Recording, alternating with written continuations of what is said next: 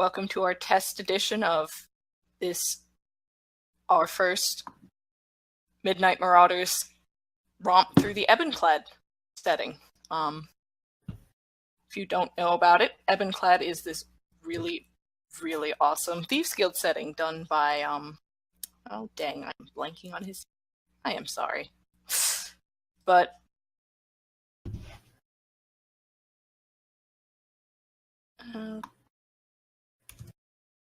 or I'm not going to be able to look it up.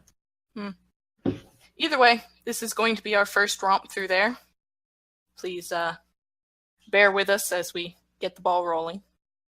I'll be your current test DM, Forta. Hi. If the party would like to introduce themselves.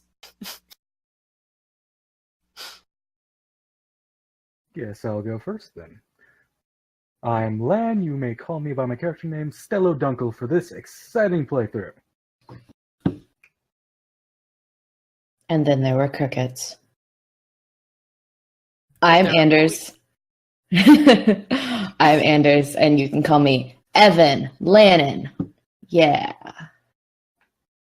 2 thumbs up. Oh, should we to say our Discord name? I'm Ballenas. I will be Lorethana tonight.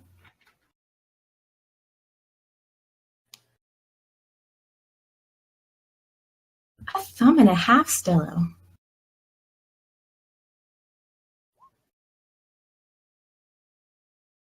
Oh no.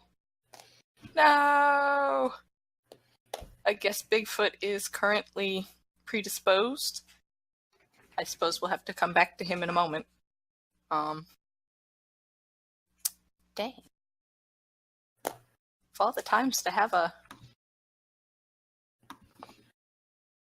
sudden other arrangement. Oh no. He's gone and muted himself and everything. It's going to be real hard not to call him Gaston all night because of his character picture. I know.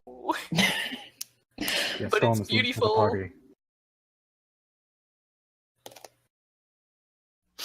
Okay. Now. There he is. Introduce yourself, Bigfoot. Sorry, phone call. I am Bigfoot. I am playing Rexit, the goblin fighter. What else are we introducing? You've already said more than the rest of us. Okay, fair enough then. Okay. So, due to party vote, we have decided to meet up in a bar. You know, old standby, old faithful.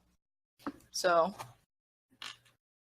yeah, this isn't a very particularly special bar. It's, you know, you're somewhere on the southwest edge of the harbor. I'm not sure why you all are there yet, but I'm sure you'll tell us in a moment. If you would care to describe your characters to each other, go for it. I'm definitely only in this seedy bar because I heard that there's a job. I'm usually never this far south in town. Yeah. Well, I'm just the half-elf, somewhat handsome, sitting at the bar table waiting for a so-called friend I'm supposed to meet here. Wearing a dark hooded outfit, navy blue at its lightest, and just sinking some water. And Rexit is a very stocky goblin standing on a bar stool, shoveling his face full of food. Lannon enters the bar last and stops in the door, takes everything in.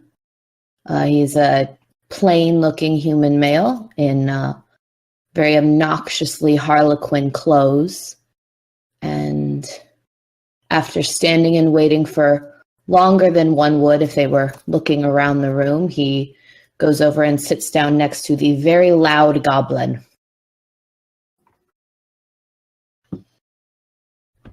I'm just sitting in this corner that I've been in for a few hours now, staring at this goblin, since I don't ever see goblins in town.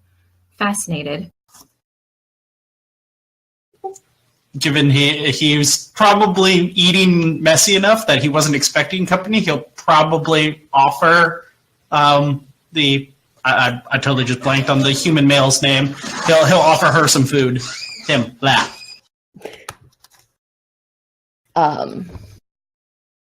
Probably just like a leg of chicken or something. I smell the leg of chicken get close to my face and I go, no, thank you. That's not interested. Just thought you sounded like an interesting person, so I figured I'd sit by you. He'll shrug and continue eating his chicken. Lorethana's going to glance down at the note she's got at the table about who she's looking at and glance back up again and give a sigh and a small shake of her head and get up and walk over to the table. I just kind of look at the people that are converging on the table where the loudly eating goblin is. I think I'll hold back a little bit. I'll watch them. Ironically, I chose him to be a sloppy eater, messy thing, thinking he would just fit in a messy tavern, but here he is, everybody taking him as the center of attention. It's because he's a goblin. That's really it.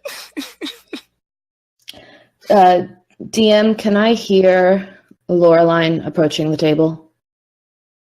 Where we are? I would roll for perception on that. Okay. I'd say, tavern's probably relatively loud, so roll for it, my friend. Otherwise, I'd just give it to you. Ooh. That's a 7. I think over the loud chewing, no. Probably not. I'm just going to quietly walk up and say, do you mind if I join you? I'm not going to say anything, but I will kind of scoot myself over a little bit so she has more room to sit in the bar stool next to me.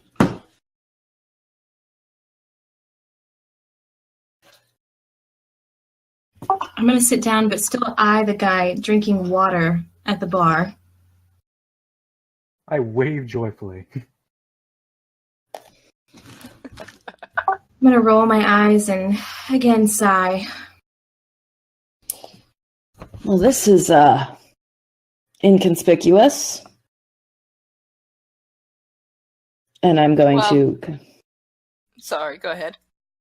I'm going to raise a hand to signal the barkeep and say, ale, please, sir. Big one, biggest you got. All right, we'll be right on that. And goes off for about a moment, comes back, slides you a large pint. What can I get you, miss? That being directed at Lorethana, sorry. I'll take a glass of wine if you have it. Yeah, we'll see if we got any. And he goes and makes it off towards the back. About at the moment he slips off behind, a door that's just set off into the sidewall. Sorry, my dog just made a very strange sound there for a moment. The front door of this tavern opens, and walks this kind of burly looking... You might mistake it for a man at first until she enters fully into the room and you realize, no, definitely a woman. And she looks around, sees the interesting party gathered, looks down at her own note, scans it for probably a little bit longer than she should, and makes her way over. She takes up a seat a little bit a ways from Lorethana, maybe 2-3 seats over, and waits for the bartender to come back. Otherwise, does not interact with the party. Wine, really? You have a problem with wine? Oh, it just seems a bit fancy for this kind of establishment. I may have to be in this disgusting bar, but that doesn't mean that my tastes are any less refined. Well, some of us think refinement's a bit disgusting in its own way.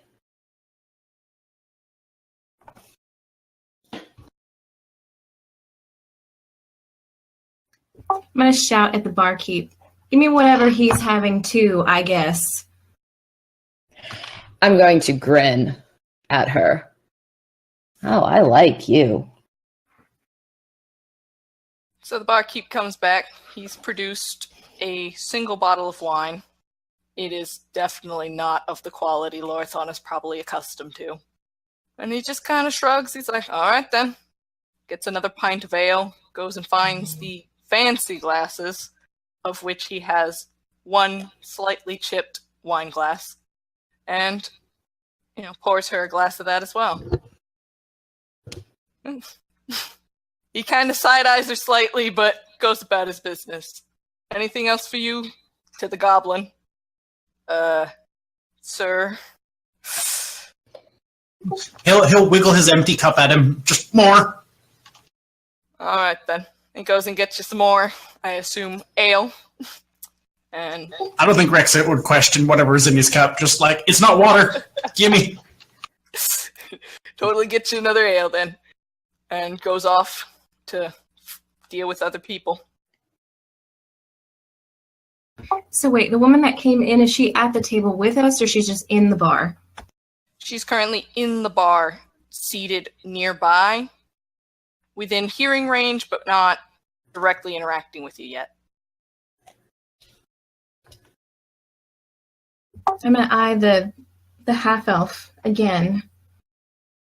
Yeah, I'll get up after this time making contact with someone twice. And as I walk by, you said the person who walked in was looking at a note. Can I, side-eye that when I walk by her to get to the table? You can sure try. Is that a perception check? Sure.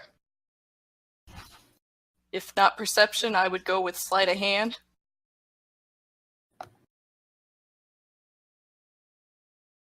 Alright. You're gonna catch a good glimpse of it through about 5 feet away. Or, not 5 feet, 2 feet from her. Because she's kind of hunched over it slightly. But you catch it over her shoulder. It's a note. It's just got a couple descriptors of what sounds eerily like yourself, a mage, a ringmaster, and fighter, question mark. Okay. I make my way over to the table and continuing. And I look over at the goblin now. Does he have any weapons on him? He would have a probably a rusty looking dagger that is the hilt and pommel are well beyond his pay grade as a goblin. He's probably eating his chicken with that, and he would have a battle-worn rapier somewhere on his belt. Okay, I go sit next to the person probably wearing the better clothing.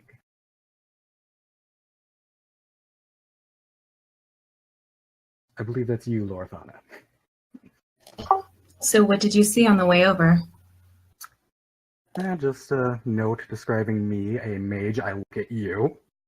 A note looking a ringmaster, I look at the person dressed in the brightest colors here.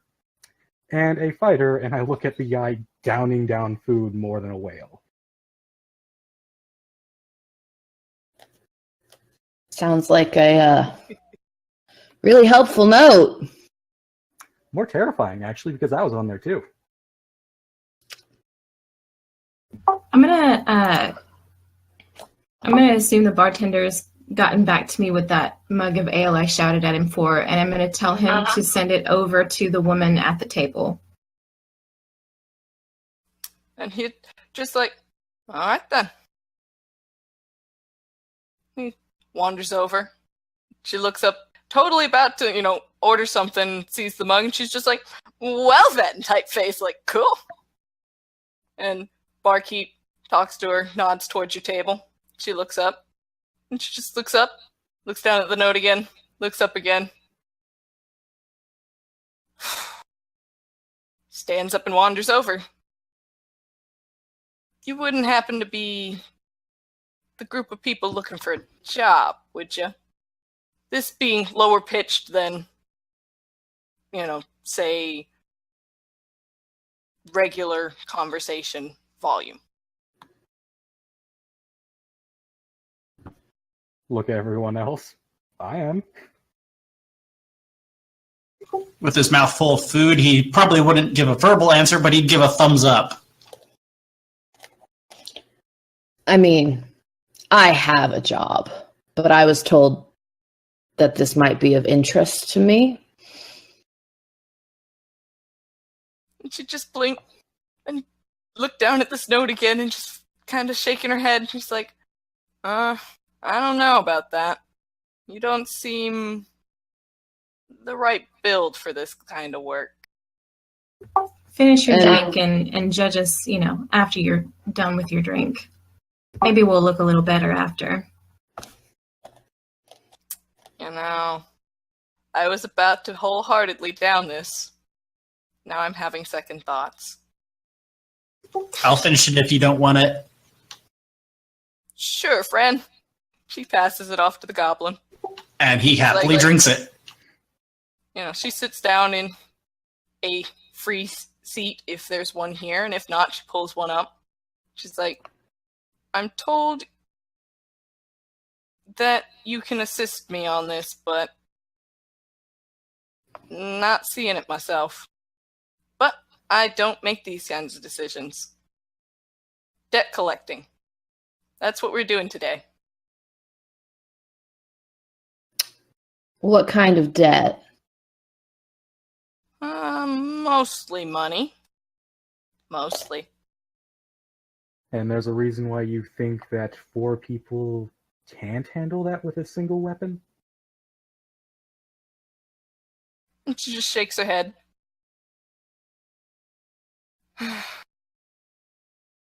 We'll see. And she tells you, the man I'm after is known to be particularly slippery. He likes long walks on the beach. Don't we all? Carrying probably at least one knife, a shovel, and poison powder. Inhale on the blade or in drink? If I knew that, I wouldn't need extra people. Yay. And she smiles and she's like, all right. Either way, I hear he'd rather run than fight. Again, hence the need for extra people. The plan, if you guys are up for it, is to corral him somewhere in his usual gambling den of choice. And if he tries to bolt, we'll have people ready to catch him. You think you can handle that? Evan kind of leans back in his chair, crosses his arms, and says, well, it sounds far too easy for how many people you're hiring, so I'm sure there's something you're not telling us, but I never turned down an invite to a gambling establishment. Can I roll insight on her? Yeah.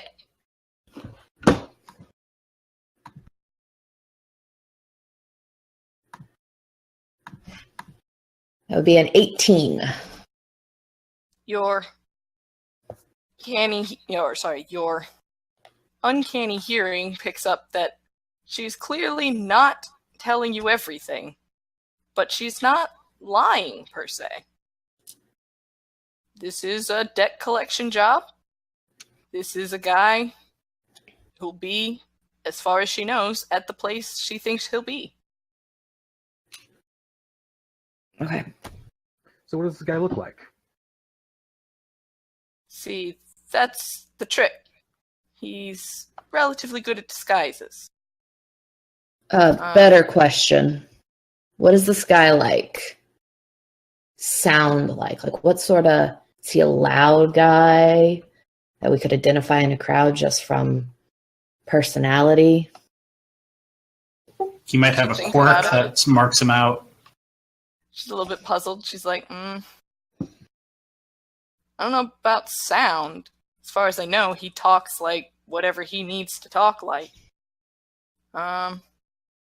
I have it on good authority, though. He's got a few tells when he's gambling.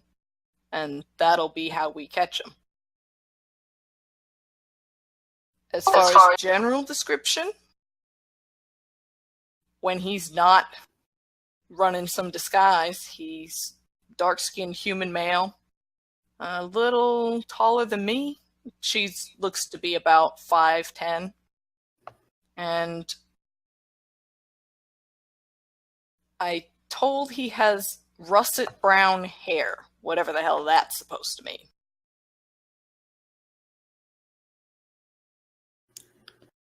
Well, I guess I'll have to leave the target identification up to the rest of you. But I'm in. She looks puzzled a moment. You say that we're supposed to be corralling him at his favorite casino. Which casino would that be? Doesn't really have a name yet. It's one of the newer establishments along southeast Kantala, a little bit north of the Hall of the Gilded Ring. How busy is it? Relatively busy. It's got Busy. lots of merchants coming through. Some adventurers from time to time. You sure you want to corral him there, or you want to identify him there and then follow him home? Oh no, we're corralling him there. It's kind of a... He leaves the place, he'll disappear on us, and then he'll be gone. What kind of place is this casino? What kind of clientele are we talking about? Well, it's a seedy side of the city. Wouldn't call it a casino per se. It's not that large. Just this, I think it used to be a tavern, but now they just run gambling and shit out of it. Usual fare. Seen merchants come in and through there. Seen some of the wealthier dock folk, sailors from time to time. Guardsmen. Seen some of those Ol-Rise students from time to time. They don't usually do so well.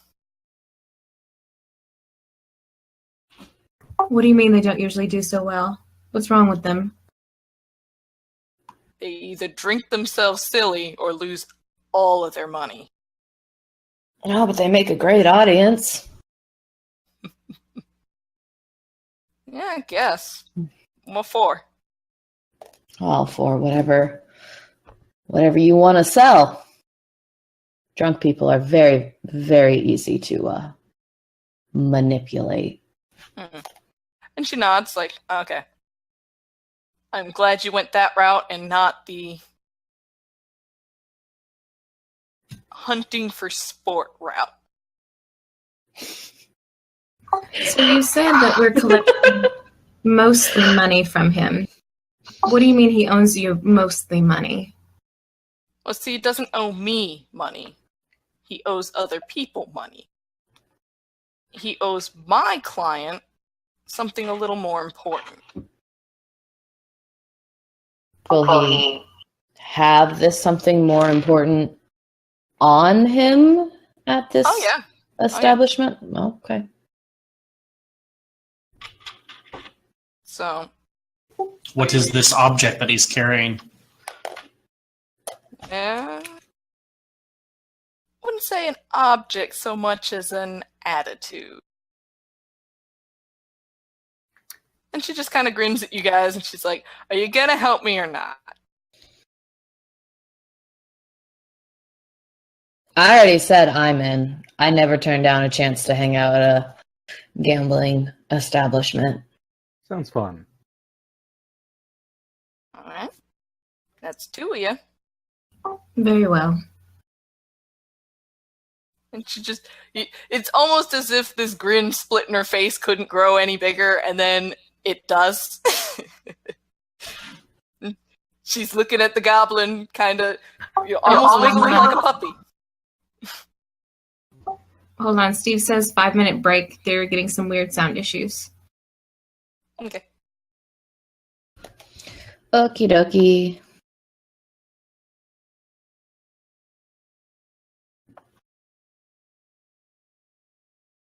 Sorry. You're doing great. You're already in territory I'm not, got notes for.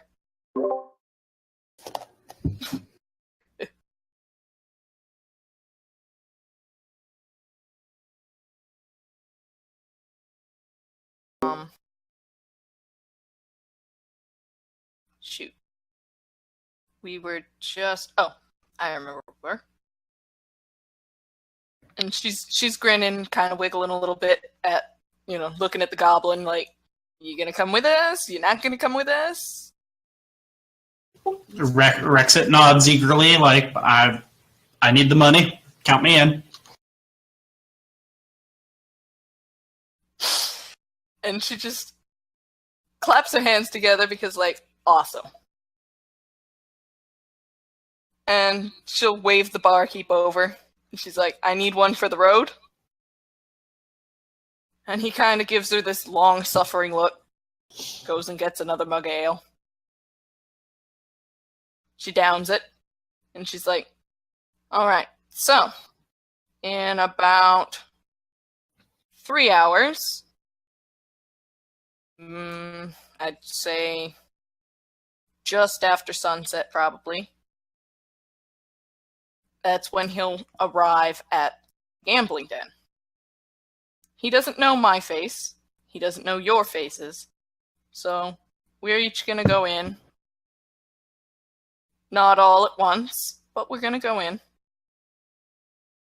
Except for you, my goblin friend. I will happily watch the alleys. Thank you. And she looks to Lorethana and she's like,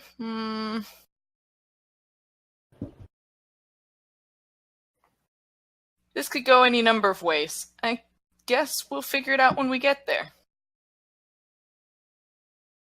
When we do, we're gonna have to figure out which one is him. He likes to pretend to be a member of various other parties. But only So- pretend? But only pretend he's always actually alone? More or less. Hmm. He might have a friend for the night, but it doesn't last him long. In that situation, perhaps we should pick up some powder that we can mark him, like give him a pat on the back with a handful of white powder, so we have a target for all of us to follow. Here. I put my hand on the table and just snap my finger. Presto. And I just make a mark on the table with a circle and an arrow in it. Something like that works perfect. Give me within 10 feet of him and I can put that on him. Something like what? It's just a little marking. Yeah. I can't see that. And I'm going to kind of circle my face with my hand in sort of a loose gesture. Well, if I could make a sound marking on him, I guess I could, but Smell? Smell would be good. Something that stinks a little bit. I cast follow it that. again, and I will make the mark smell like jam. Oh, lovely. That's not something you smell in a casino very often. I was going to say, given that our knowledge that this is a seedier location, perhaps make him smell like something that would never be found there. You might try a flower that, I don't know, those funny-looking red ones. Sure. I'll change it to roses. How romantic of you. Thank you. I don't know. Jam might work a little bit better. You're gonna see a couple of people trying to be more expensive than they really are. Ah, yeah. You might catch a whiff of some perfume. Yeah, I'll go with jam then. I'm assuming they don't eat fucking jam and crackers over there at the casino, and I'm eating actual meat. I mean, the rest of you can just see it, so. Your character gestured at her face. Is she blind? He is, yes, for the Sorry. most part. I'm sorry, what? Evan is mostly blind, yes. Okay. How much is mostly blind? This can be in character or out of character. I mean, if the target were glowing brightly, I could see him. Lights seeable, movement, but not little things like that. Keep with the smell idea. The rest of us will go off of the visual cue. Just in case, I just pat myself on the chest and make myself smell like a different type of flower. There, you can keep track of me this way. Can do. It's nice. I'm gonna look around the table at what everybody is wearing and see if anybody has like buttons on their clothing that they can pick off. I do. I have many adornments on my clothing. It's very flashy. Not Rexit really. is wearing studded leather, so he can pull off one of the studs probably. I'm just wearing regular clothes, so not for me.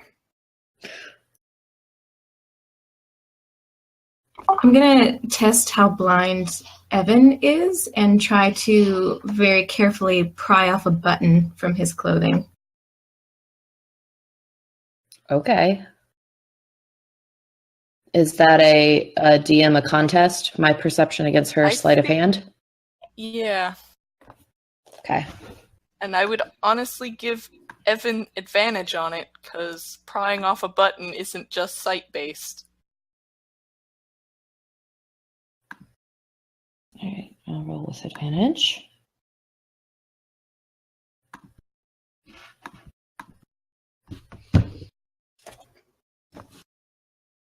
Oh, so close.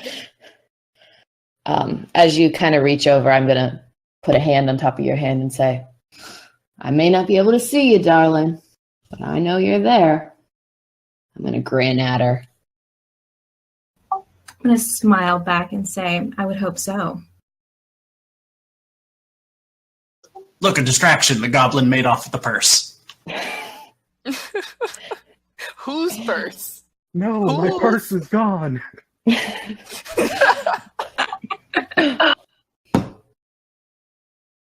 gonna turn back to Evan and say, look, I just need this button. If you give me this button, I can cast a spell on it and slip it into this man's pocket when we find him. That way, no matter where he goes, we can find him. And all you need is a button? All I need is a button. You can take as many buttons as you need. You can take my whole shirt if you want it. She's really going to think about that for a second and then say, just the button is fine. I pull it off and put it out in front of her and drop it on the table. I'm just going to slip that into my pocket to use later. And your job giver's going to look around a moment, as if making a mental tally.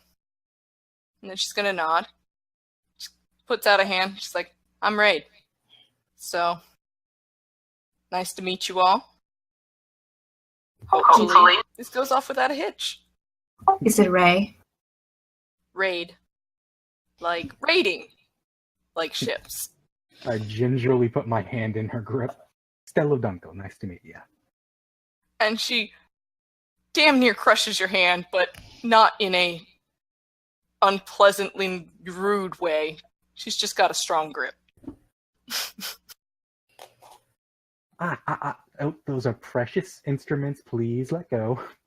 And she just laughs and lets you go. Because, like, sorry about that.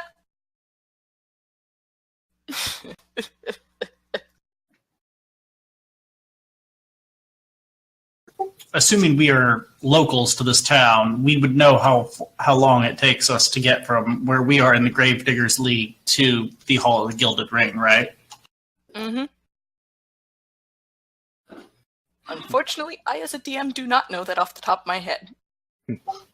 I was playing with the measuring tool, and it says it's like 30 miles, so... I think that means 30 meters. Just so you know. Is it? Okay, maybe not. Yeah. The M is Well, meters. it's right next door. It's certainly not 30 meters. Just so you know, we're somewhere probably around here. Not quite Diggers League proper. And where we're headed is somewhere about here. A little bit north of the Hall of the Gilded Ring. Sorry about that. That's still a nice stroll, but she said we had 3 hours. Okay. You said that there were adventurers and retired adventurers in this den of gambling? Yeah, a couple here and there. Usually when they've got a good haul they brought back. I'll go get my old armor then. That'll make me fit in more. You can go and change as well. A change of costume might be good. Yeah, you might want to change, mister. Oh, I know. I like to stand out. The jester walks in and they'll probably ask you to dance. I'm a very good dancer. I don't doubt it. And for a moment her smile falters, but it's back on her face in less than that. Yeah. Are we meeting up somewhere specifically nearby in 3 hours, or just sticking near the entrance? She just shakes her head. I'll be inside probably by the time you get there. If you have anything you need to take care of, I'd take care of it. Yes, I'll come we with should you. all leave together in one big, inconspicuous group. And she just shakes her head and she's like, no, I'll just meet you there. Rexit shrugs, impales his chicken on his knife, and then just walks out. I go back to my ale. I'm not leaving yet. And, I'll go back to the bar and stay for 40 minutes before leaving. alright then. Laura will stay at the table too and try the wine that was brought.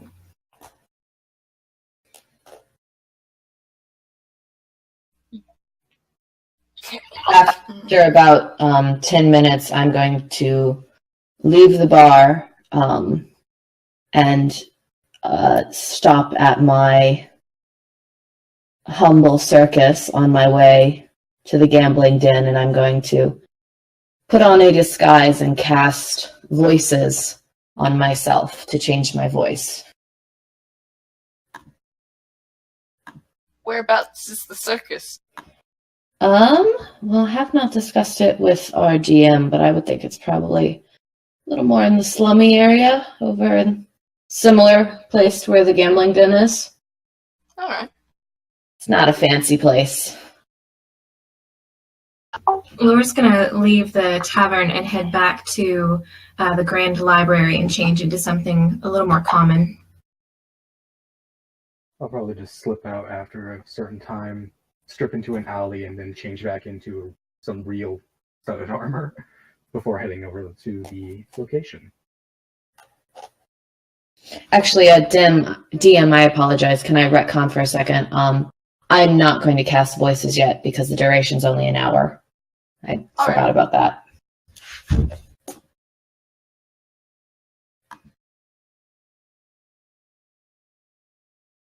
That's fine by me. We all left the, what's it? Bar? Yes. I Sorry. believe so. Blinked on the word there for a moment. Anything else happening that you all want to take care of before you go? Besides changing, I mean. I'll do something like right as I'm walking up to the gambling den, but not until then. Okay. If Rexit meets anybody there, he'll start like prowling through alleys and basically looking like a goblin, just digging through trash. But he's going to be like looking for like ambush points and that kind of details where people would try and run and where they can ambush things. I'll probably just walk right in.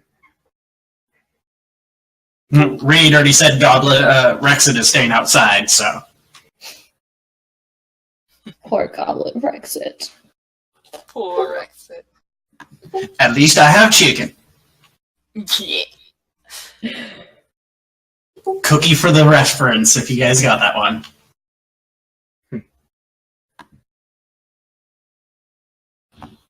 So are we meeting up at the gambling den, or Yes. do we have a plan? What? I don't know if you guys have a direct plan other than the one suggested earlier. Well, I walked in. Do I see Raid anywhere nearby? You've walked into the gambling den? I walked right in. Alright then, give me 1 second.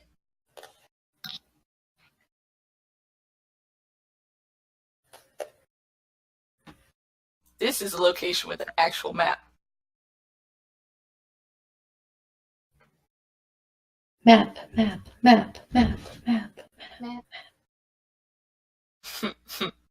Sorry. I want to sing the Dora map song, but I can't remember the Dora map song.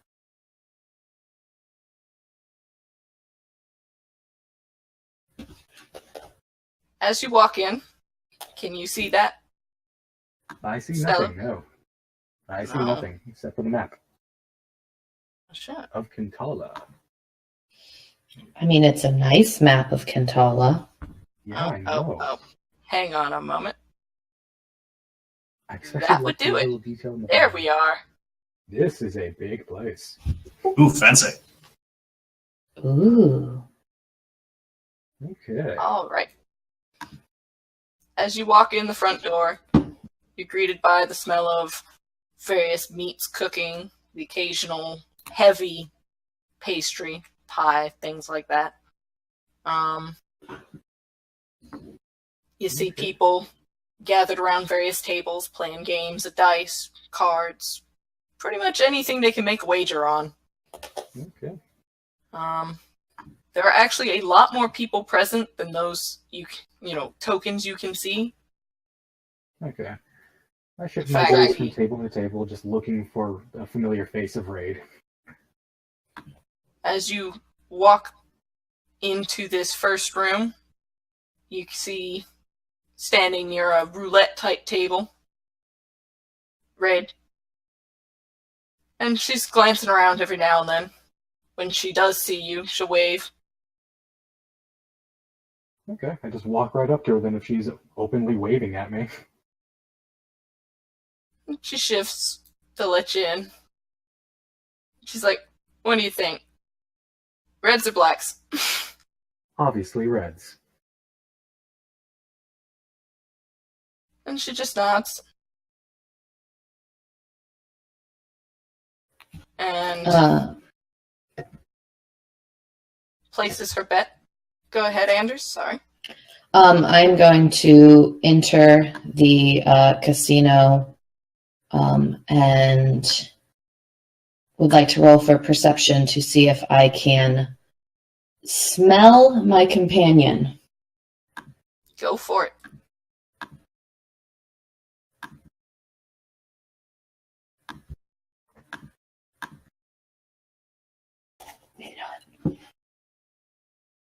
Oh, I'm on the map twice. Sorry. It's okay. Yeah, so I got a 7. At the moment, Yes. you cannot smell him. However, you can smell a good bit of sweat and sea spray. Lovely. I'm going to very slowly and carefully walk in. There are a lot of people in here, and so my very, very simple vision is very, very bad right now. So I'm just going to very, very slowly enter and try not to run into anyone. I'm going to watch Evan walk into the den from across the street and kind of tug my shirt down a little bit and take my hair down, and then cast Spy's Bauble on the button they gave me earlier and stick it back into my pocket before walking in. Evan is disguised at this moment, so I'm not sure if you would know it was Evan. I guess. Probably not. Raid would not. Neither would I. Then all of that except without having seen Evan. Yep.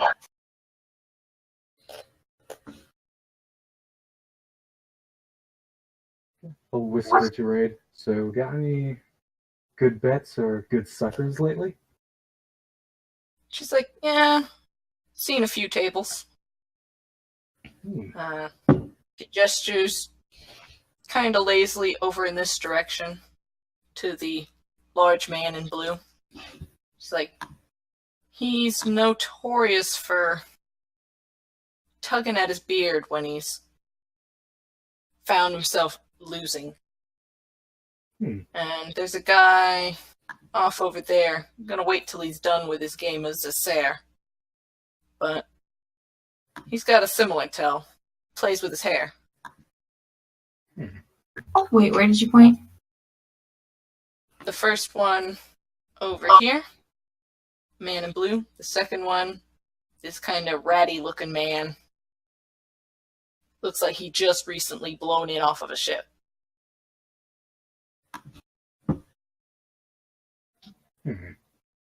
Okay. I'll keep an eye on them.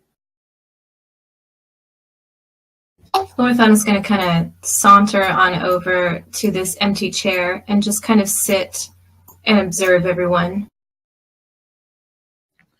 Are you disguised, or...? No. Okay. I do have different clothes on, though. Would I be able to see her? Probably.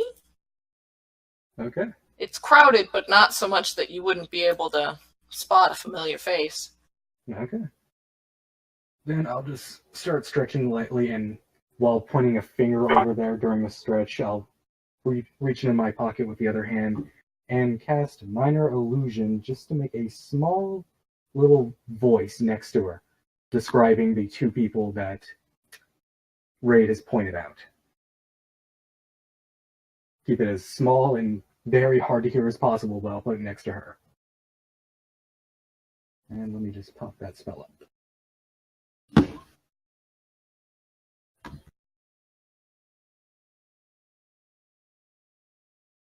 Alright, I'm going to move my hair over one shoulder and just nod slightly after hearing it. Okay. And Raid sits there and she looks down at the table. Damn. And she steps away for a bit.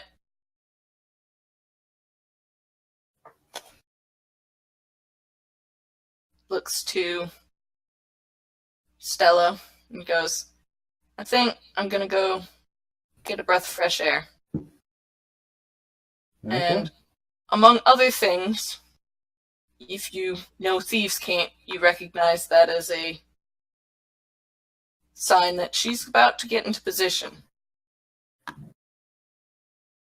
I do not. Okay.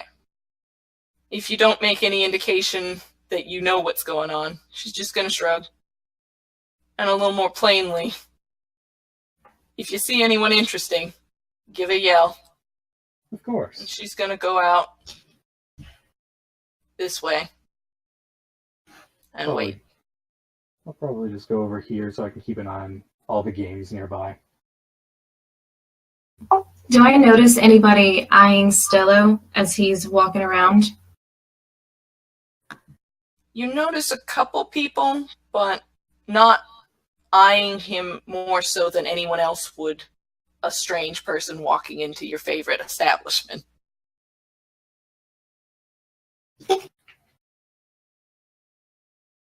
That said, 2 of them are at this table. One of them is the barkeep who's over in this area. And one of them is what looks like a guard over here. It's unclear whether he is off duty or just slipped in here for a little bit of recreational fun.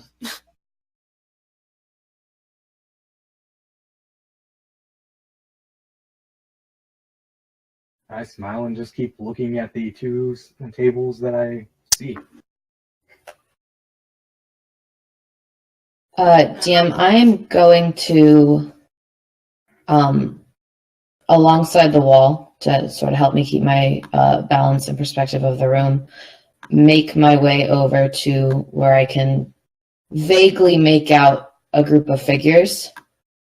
And then I'm going to quickly sort of do a small hand motion to cast voice and go, excuse me, I'm supposed to be meeting up with someone and I can't seem to find him. Have any of you gentlemen seen a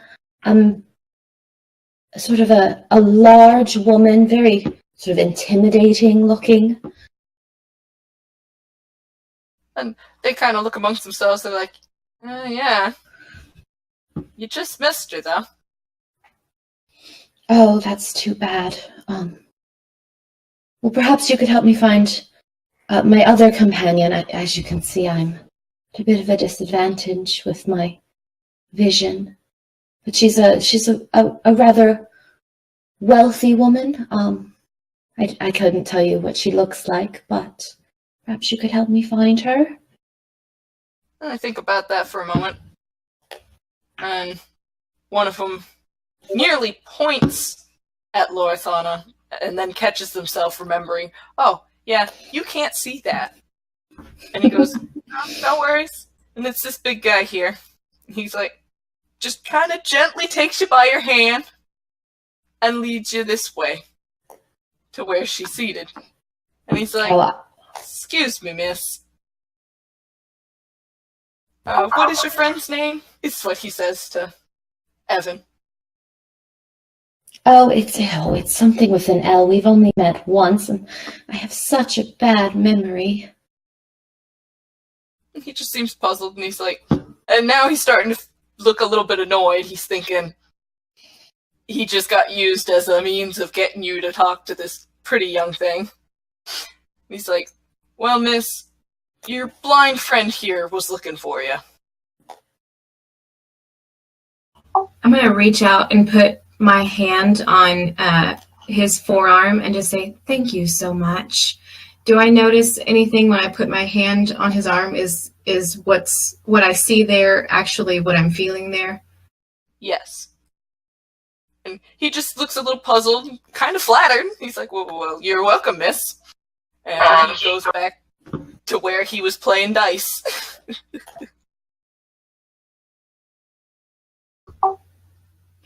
Did this catch any attention at all from anyone in the room?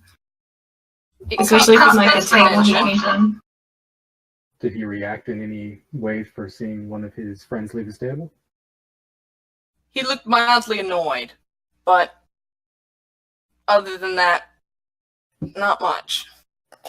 When he returns, you see him having a heated debate with the man, who, to his credit, looks slightly sheepish.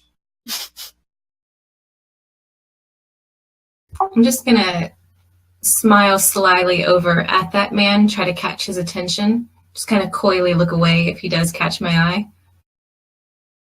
The one who was talking earlier is the one who is currently irritated. The irritated one. And he's gonna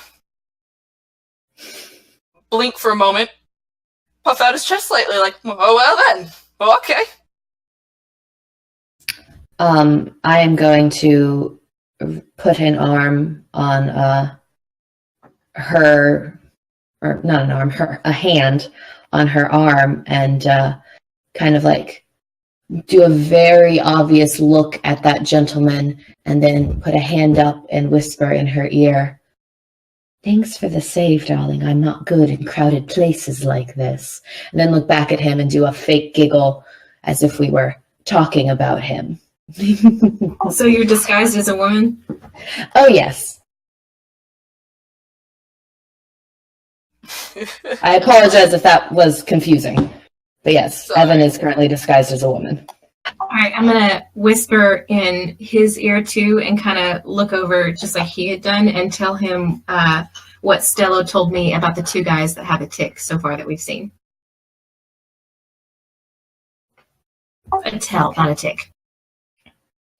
Same They difference. both work. What has the other guy been doing so far, talking and gaming with the guard? He seems to think he's losing pretty much the entire time you've been watching. Here and there he makes a move and stops tugging at his hair, but not very often. The guard looks your way again and frowns, as if he's trying to place your face. I just kind of wave at him. And he blinks a moment and goes back to playing his game. But his attention catches the other man's attention. He looks your way. Wave at him too. And he actually returns the wave. Takes him a moment, but he does. Yeah, go back to watching everything around me. Have I noticed another person sitting with Lori? If you've glanced back that way, yes. Okay. I just look very confused at the two women just giggling at each other. And then continue looking at the other two. When I'm gonna- Oops, sorry, go ahead. No, you go ahead. I was going to say, when you look back, you catch sight for a moment of the man who'd waved at you. It seems as though his hair has shifted in color. Tell me Just who again? ever so slightly. Tell me who specifically again? The, Okay, yeah. kind of ratty looking man. Okay, thanks. I'm gonna ask Evan if I take you over to this table over here. Could you see the people around you? I should probably point where over here. Could you see the people around you if you stood there and gambled for a bit? Well enough. I could see well enough, yes. That would be fine. Do you want to keep an eye and see if anybody else has any tells we're not noticing? I could do that. And I gingerly take her hand.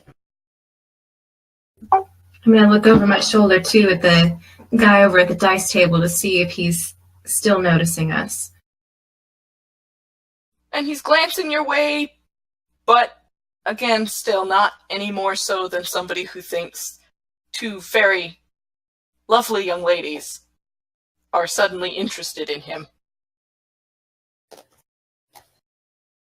Okay, I'm going to walk Evan over to the roulette table.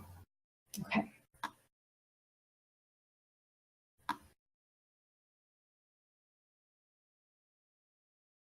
DM, I would like to listen very closely to what's happening at the table, just to see if I hear anything that sounds perhaps like cheating or just odd behaviors. Can So you may make I me roll- a... Do you think that'd be a perception or an insight check? What specifically are you listening to at this moment? I mean, I'm listening to the conversation they might be having, and then the sounds at the table. Okay. Well, then for the people, an insight check. For the table. Is roulette the game with the ball and the wheel? Yes. Okay, then I'm going to mostly just listen to the people because I don't know how you cheat at roulette, so I'm going to listen to the people. So, insight. Rig the table itself, but I don't know. Use a magnet. Oh yeah, Oh. it is a metal ball. I hadn't considered that. Well, I will do that insight check to listen to the people around me. All right. None Eight of them rolls. seem to be doing anything particularly interesting, except this blacksmithing lady every now and then drums her hands on the table and gets told off by somebody standing off behind her to get her hands off the table. Okay.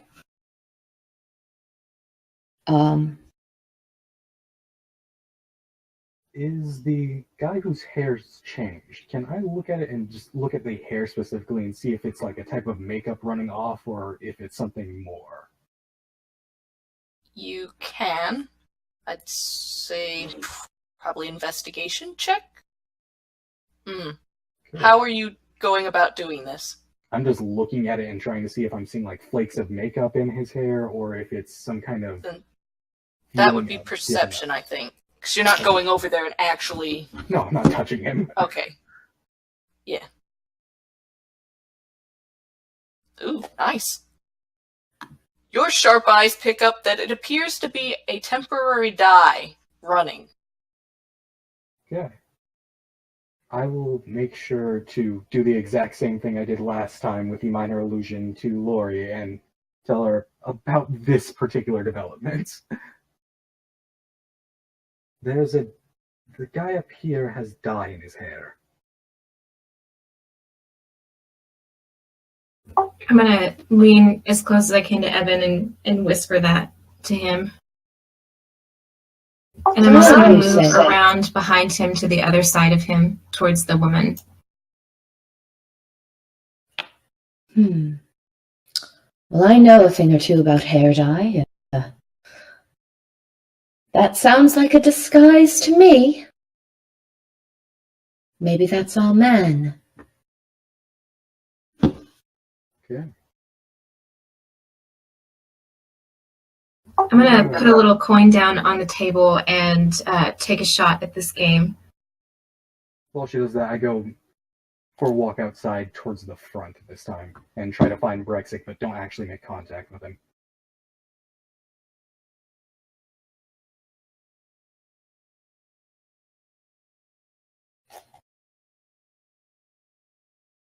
He was told to watch the back alleys, so he's probably nowhere near the front door. But I have to exit the building somehow. True.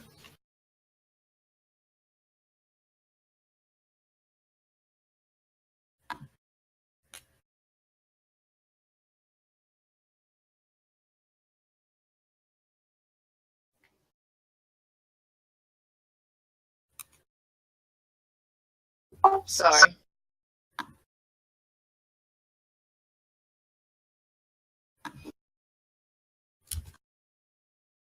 Is everyone still here? Yes. Yes.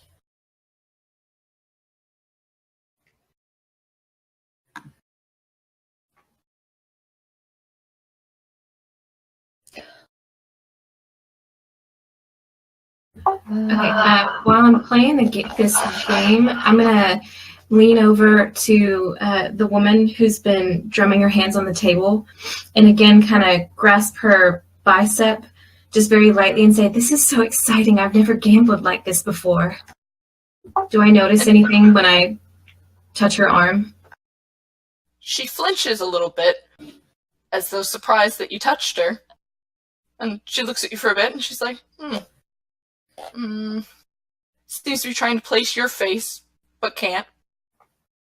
And she just nods. She's like, first time, it's always a rush. And then she scowls because she has lost another round. Takes a break from the table to have a conversation with you. So when I touched her arm, did it feel the way that it looked?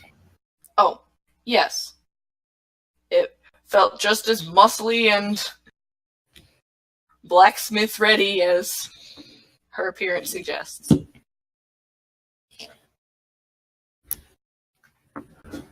I am going to, at this moment, cast Minor Illusion on the over by the front entrance and create the form of a very sketchy, dangerous-looking gentleman who looks like he might, be a bit of a bounty hunter or someone who might, not be the safest guy to be around, and have that illusion kind of move through the room and pass close to our suspected target and then go back around this corner and then just kind of have it stop over here-ish. And just kind of, as I'm doing this, elbow Lori and say, "Oh, look at that gentleman," and try to get her to see if our target does anything. This entire table over here does a small double take. However, they don't cease in their gambling if he does not interact with them directly. He's an illusion. He can't interact with them directly. They don't know that. Do I roll something to try to find Rexit, or... Oh, sorry. If you go towards the back alleys, I don't know. Bigfoot, is Rexit doing any level of, stealth, per se? Or is he just a goblin in the back alleys? I imagine he just being a goblin in the back alley, he kind of has a natural stealth.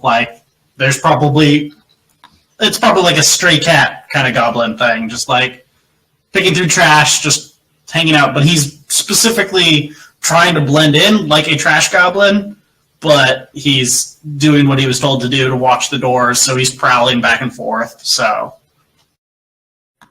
okay. I would say, Stello, since you're looking for him, you probably don't need to make that roll. But if you would like to determine how quickly you find him, go for it. Okay. Natural one is now. Yeah. I mean, he's probably not trying to make noise, so he's being stealthy to a degree, but he's not actively trying to sneak. Yeah.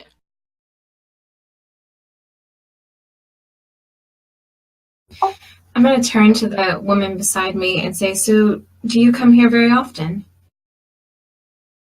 And she kind of smiles sheepishly, and she's like, "A little more often than I probably should."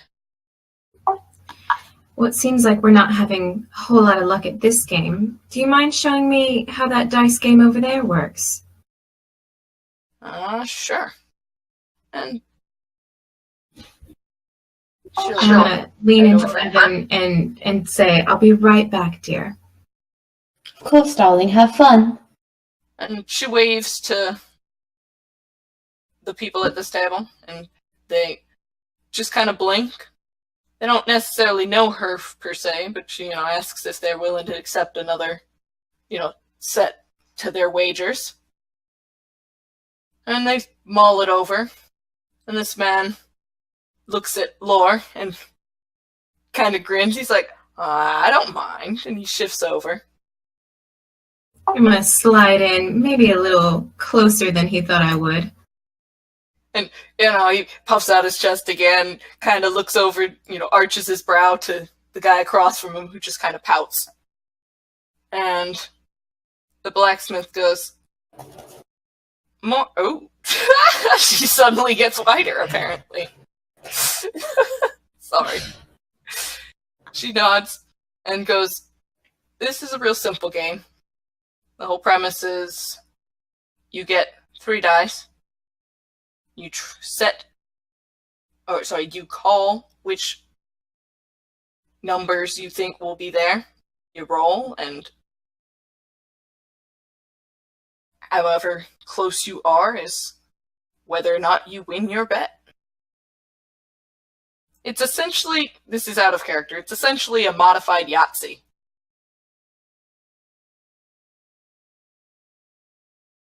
I'm just going to kind of stand there and watch for a few rounds and kind of take a look around at the other people that are at the table and see if I notice anything about their behavior or if the guy still has that tell where he is tugging on his beard. I would say make an insight check for the new people. The man tugging on his beard, however, seems to be having a good run. He only does it occasionally. Wow. So, you notice all of a sudden that this man, while he's been making this tell, has nothing else remarkable about him. Absolutely nothing. He smells like the sea. He talks like the sea. He's a sailor for all intents and purposes.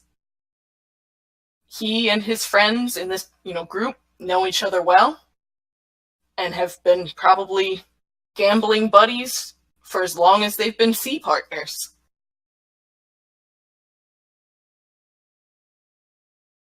If I find Rexit, I just do the exact same thing with the minor illusion and tell him what we've found so far. Sorry, Stello, I was about to type to you.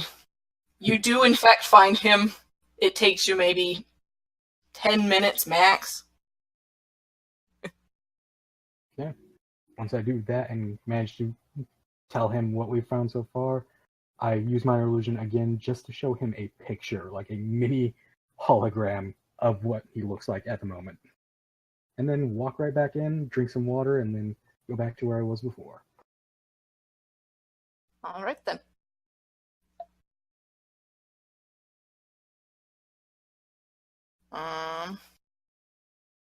Laura, are you going to do anything else at that table? I'm just going to kind of wait until the man in blue seems to be a little down on his luck, down on his rolls. All right, then. I'm going to start drumming my finger on the roulette table the way the blacksmith woman was doing earlier. And again, this one over here says, hey, hands off the table. Oh, I'm so sorry. I've never been in an establishment like this. Do you own this place? And they shake their head. I'm just a worker. My job's to make sure you don't tamper with any of the tables. Oh, I see. Oh, that must be a exciting job. Do you get any dangerous characters in here who cause problems? And he thinks about it a moment. Kind of gives a nonchalant shrug, not picking up on the blindness angle of your character. And then goes, every now and then we get a bounty hunter through. But most our people in here don't fight. Mostly regulars, I suspect. There's sailors over there, I would suspect, come here often. Yeah. Whenever they're in port, you see them. Is there anyone new and exciting here tonight? I'm looking for a little excitement. He just kind of smiles and almost seems to be about to give you the elevator eyes and then pauses because he's working. He's professional. He knows better. And he says, well, there was that woman. She's not a regular. She's not necessarily new. Every now and then you see her swing through. The one, I don't know if you met her, actually. She was at this table earlier. Oh, no, I did not meet her. And he just kind of thinks about it a moment, then gestures in the direction of here and says, have a guy who's a recent regular might end up being a full-time regular. He only started coming here about 2 weeks ago. And what's he like? I do love gossip. He's... how would I describe him? He'll be anybody's friend for the night. Whoever he thinks will spot him money, continue gambling. Oh, I Keep see. waiting for somebody to come through and pick him up. But nobody's come so far, so I guess he hasn't made enough people angry. Perhaps you could... Oh, yes, do tell. Last week, he came in looking a little bit rattled. One of his usual gambling buddies spotted him, called him over, and he ignored him. Not interesting on and of itself, I guess, but just seemed a little rude. Interesting. Would you, could you be bothered to leave your post for a few minutes to escort me to his table? I have a bit of trouble seeing my way through establishments like this. And he'll look around for a moment and be like, well, I can't leave this table, but... Oh, I would be ever so grateful. It would just walk me there and then come back. About a moment. I'd say make a persuasion roll. Yes, okay.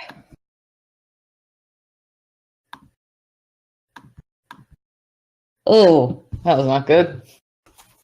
And he thinks about it for a moment, and then he shakes his head and says, no. But... No. And he yells around the corner, hey, Bob, come escort this nice lady over there. And he leaves from tending the fire or whatever it is he's been doing over here. And, shares a few words with not the stranger, but the quality control man, for lack of a better word. And he obliges with leading you. Thank you so much, Bob. This direction. He just kind of smiles a little bit like, oh, well, okay. At least someone appreciates me.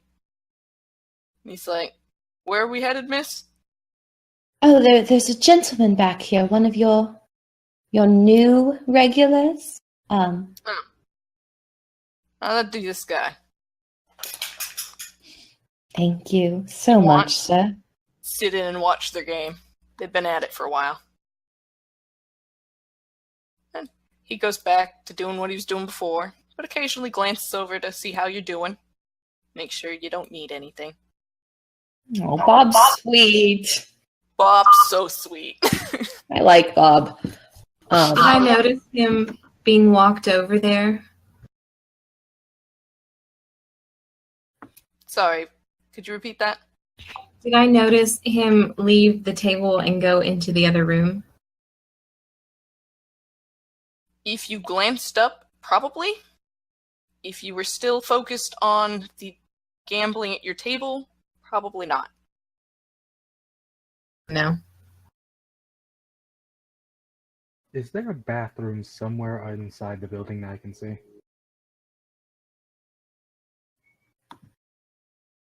Sorry, could you repeat that? That was fairly quiet. Sorry. Is there a bathroom somewhere inside of the establishment? No. However, there are latrines around back. They are enclosed latrines. They're just not in the building proper. Okay, I probably saw that during that. Okay. I'll go over to this exit then and go tell Raid what we found so far to do the same minor illusion trick.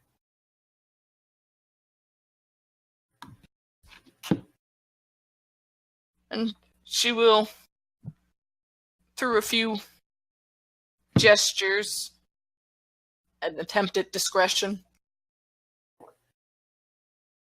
indicate that she has heard, and gesture for you to come out there so she can actually talk to you. Okay. I'll stretch and go outside. How crowded is it outside? It's the evening. People are headed home, but I wouldn't say the street is particularly crowded, and no one's going to think too much about a couple people loitering outside of a gambling den.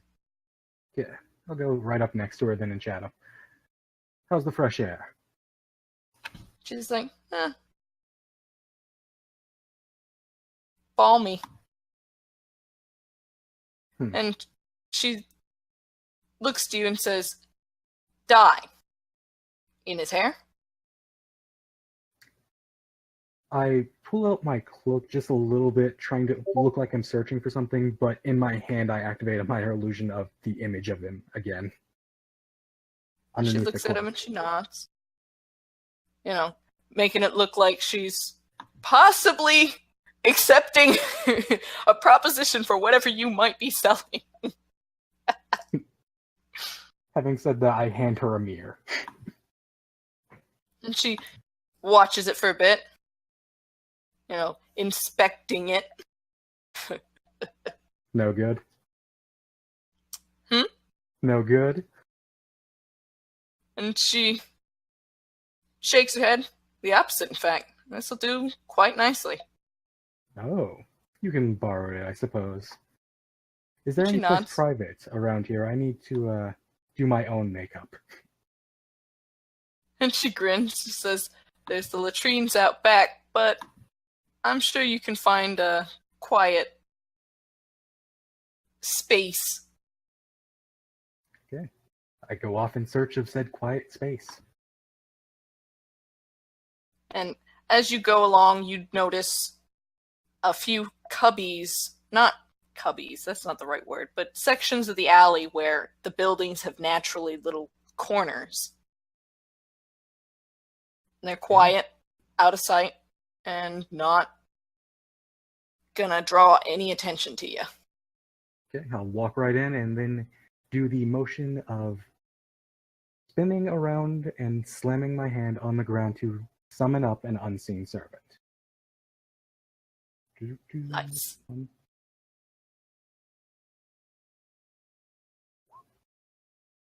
I have no more spells.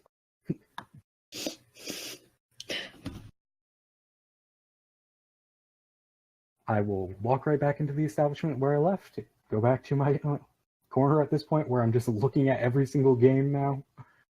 I probably look like a kid that isn't allowed to play.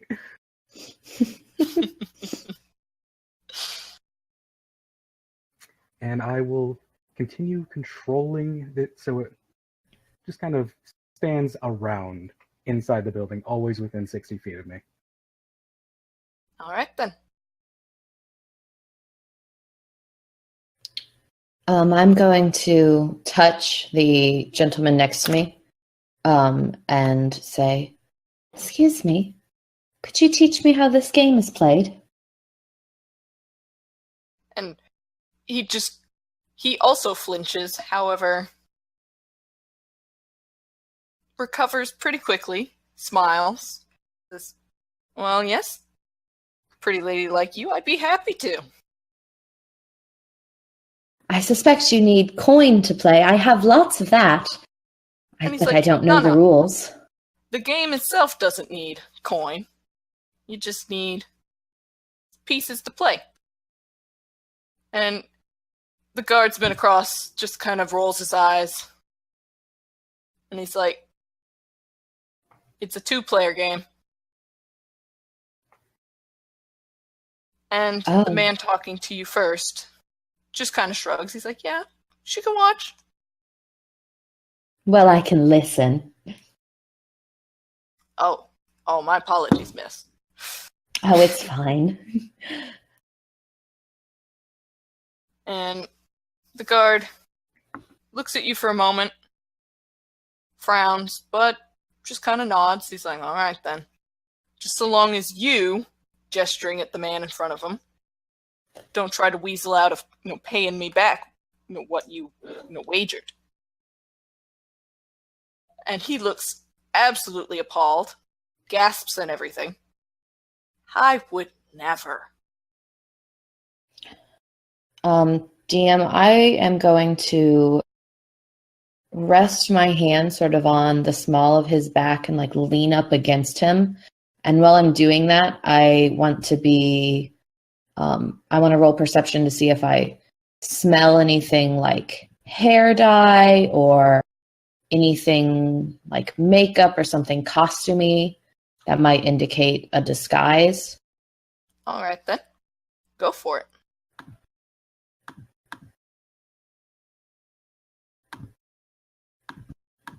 Not only do you detect the distinct smell of stage makeup, you realize that his clothes aren't the right material, or rather, if you could see them, you would realize they were not the right material for a common sailor. They're a little bit nice. They're padded, even. I am going to cast Minor Illusion and make the smell of jam and have it sort of trickle through the bar back towards the entrance.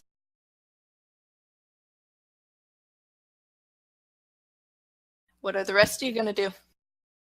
I'm going to, now that I've been here for a minute, kind of lean into the guy in blue and just say, I'm so sorry, but do you know where the little girl's room is? Yes.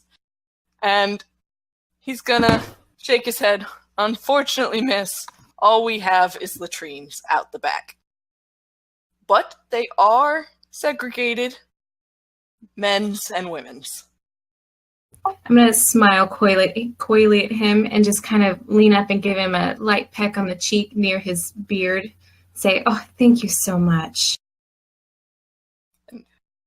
He's actually going to blush slightly and just be like, looking to all his friends like, did you see that? Did you see what just happened there? Did I actually feel the beard that he's been tugging on? Yes. All right, I'm going to make my way around the corner then.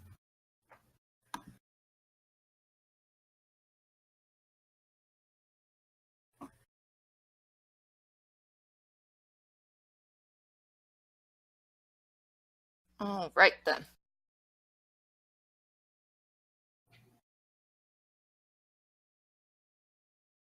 I'm just going to wait out of his eye range for a little bit and then kind of make my way back over to Evan.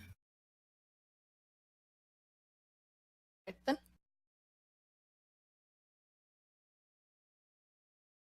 Oh, darling, welcome back. I missed you. I see you you like- have a new game. Yes, a new game and a new friend over here. He's been so kind to teach me the rules. I might go sit down in this other seat then and just ask the guard, do you mind if I sit and watch?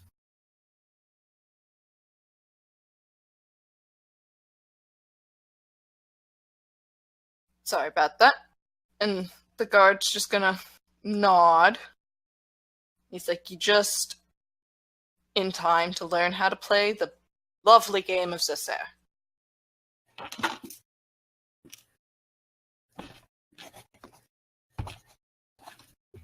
I'm just going to kind of watch the two of them and kind of, while I'm watching, just kind of see what all I notice while I'm sitting here at the table.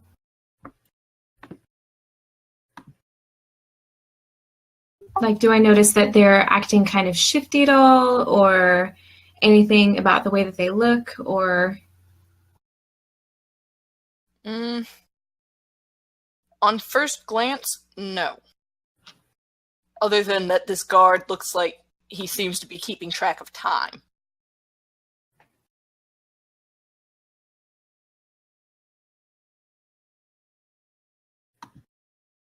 As the game goes on, you notice the sailor-looking type once more fiddling with his hair, tugging at it. And roll me a, what? Would that be a perception check? Yeah, that'd be Both perception. of us? No, just lore. Okay. Alright. You unfortunately don't notice anything odd about the skeevy man. You do notice that the guard has a tell of his own, and that is that he picks at the grain of the table, like rubs against the grain, whenever he's considering his next move. But only when the move is going to be risky for him.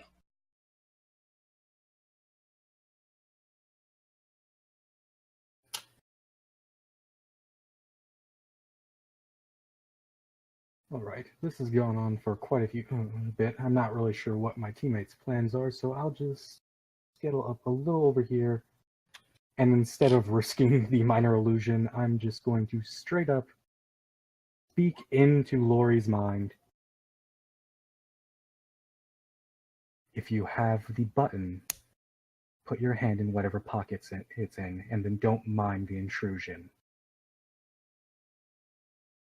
All right, I'm just going to kind of under the table slip my hand into my right pocket. I will command my unseen servant to go near her and then just try to take the button or anything that's in that pocket without making too much of a scene. No flying clothes, hopefully.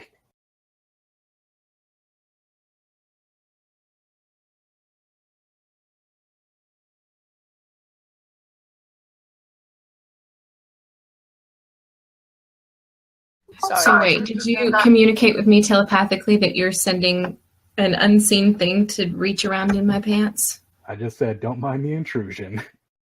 Awesome.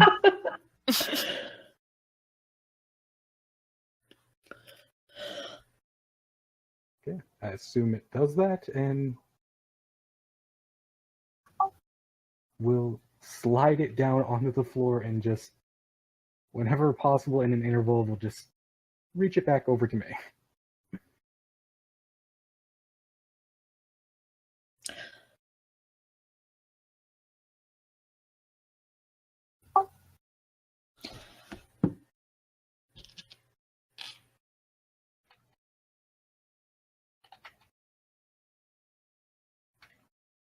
I'm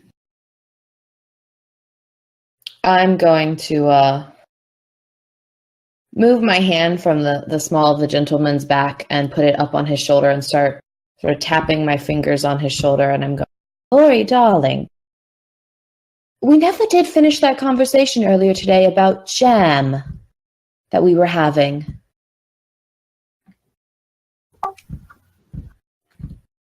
I'm going to look just slightly confused because I'm looking at the guard and sort of watching his tick and then say, I'm sorry, did you say jam?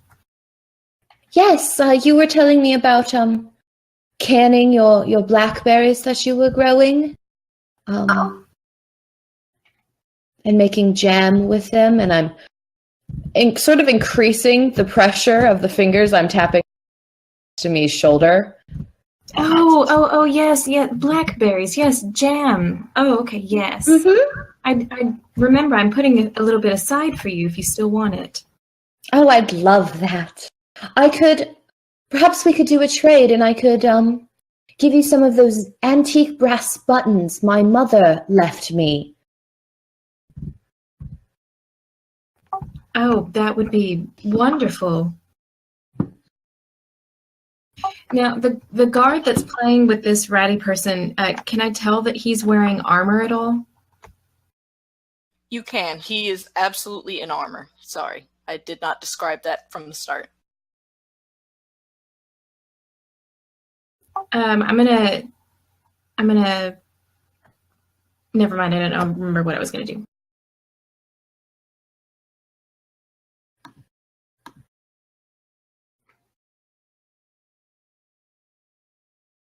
And at about this point, the guardsman finishes the game, and he's like, and with that, I win.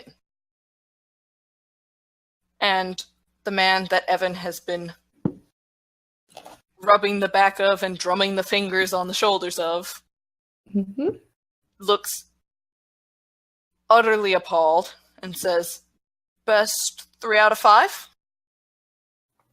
And the guard just looks bemused because, like, no.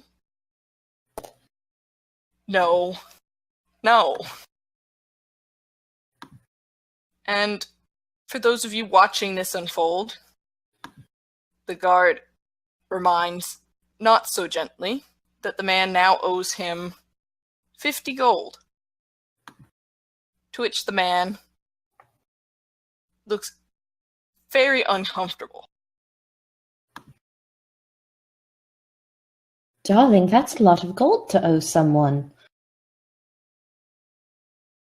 And he just kind of smiles as sweetly as he can, to her. The assumed her, sorry. And It's fine. kind of laughs a little bit nervously, and he's like, it's a lot for a single game, sure, but we've had 3 or 4 games by now. And the guard just frowns. He says, we've had 5. You've lost all of them. Pay up. What? Why would you continue to play if you were so bad? I'm going to take my hands off of him and kind of lean away. And he seems a bit taken aback by that statement. He's like, I'm actually quite good at this game. He just happens to be slightly better. I'll get him next one, though. Is the guard moving around at all during this interaction, like shifting in his seat or kind of shifting his shoulders or anything like that? He's begun rubbing against the grain of the table again. Can I listen in to see if I hear like the shifting of armor or any sort of like little clinking or any metallic sounds? Is he like that decked out in armor, or is it just like leather armor? You'll probably hear the buckles clinking as he shifts. You'd certainly hear the leather against the table as he's rubbing against the grain. But I do definitely hear that. Mm-hmm. Okay, I'm gonna look at Evan and say, "Oh dear, I think I see one of our old friends across the hall. I'll be right back. Let me go see if that's him." And I'll walk over towards Stello. I smile. I'm gonna kind of lean in and whisper to him that Evan thinks that he's found our man and that it's the one that he's standing next to. That's good. Wish someone told me that Evan was here, but no one did. So, are you good at putting things in places without people realizing? Well, if trying to steal the button earlier is any indication, no. But don't you have something weird that digs around in ladies' pockets, perhaps, without being seen? Would you trust that for stealth? I don't know. It's your spell, you tell me. I think I've got an idea. I walk up to these two. So, someone owes someone money, and I put my arms around both the lady and the target. And the target at this moment nearly jumps out of his seat, since you have approached from behind. Why so jumpy? Did you lose a lot of the games? And he's just like, don't sneak up on a man like that. Fine, You might fine. get some ideas. But if you're looking for money, I might be able to loan some out. And as I say that, with my hands around him, I'd like to drop the button into a pouch. I'd say make a Nice. sleight of hand check. While he does that, DM, how long have we been in this den? Probably about an hour and a half now. Okay. Enough time for these two to have played a number of games. Enough time for a certain spell to wear off.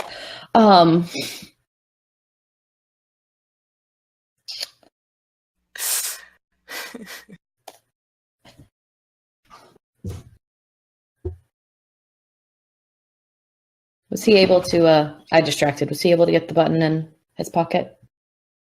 Oh, sorry. I will say yes. However, he noticed that something just happened. He's not sure what. He thinks you may have attempted to pick his pocket. So he does his best to shrug out from underneath Stello's arm. I let him go. Okay, if you don't want any money, it's fine. Sheesh. You, however, miss, do you need any money? Oh no, I'm set. I was actually looking for a good time, some adventure. I thought I'd found it, but perhaps not. And I'm going to kind of step away from our sailor and over towards Evan. And as I'm saying this, my voice is going to crack a little bit and get a little deeper sounding, because my spell has worn off.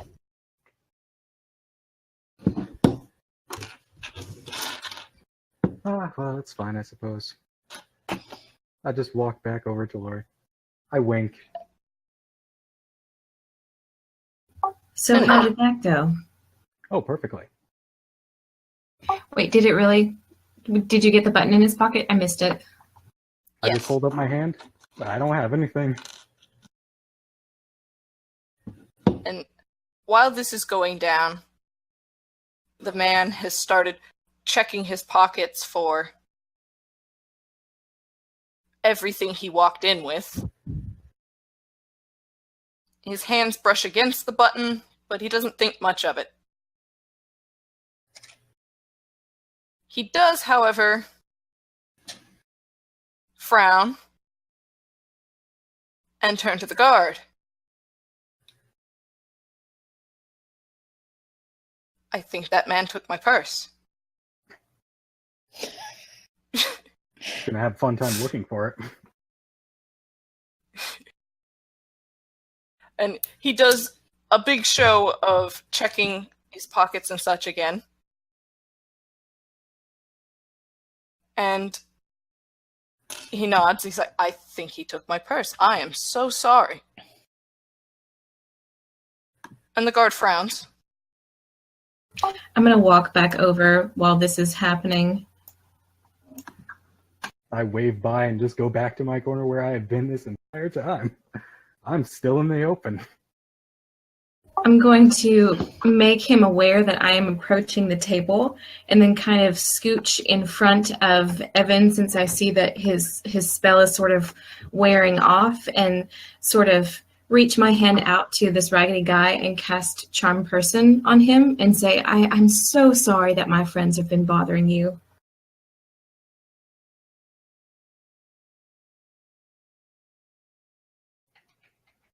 Can you send that to the chat real quick? The charm person, so I can see the what he needs to make. Alright. That is a wisdom save. Alright. 1 moment.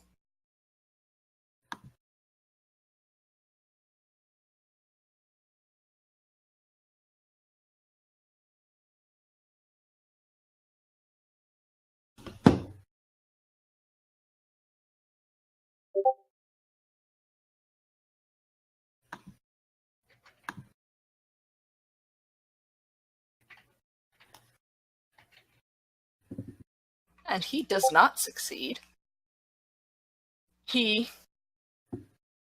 sits there for a moment, blinks, and just kind of blinks again, and he's like, well, I guess since you're being so nice about it, I can be convinced to let it go. I'm going to sort of lean around him to the guard and say, I'm sorry. My friend really should apologize. Do you mind if I take him over and have my friend apologize to him? He'll be right back to give you the money that he owes you. I would make a persuasion check there. I'm going to fail that. You never know. Nice. Oh, yes. And he frowns, and you notice he's doing his tell again. But he stops, and he just, alright then, make it quick. I'm going to kind of start leading him over towards Stello and over my shoulder say, dear, you come too. Maybe you can be an arbiter of peace between them. You're usually so good at that.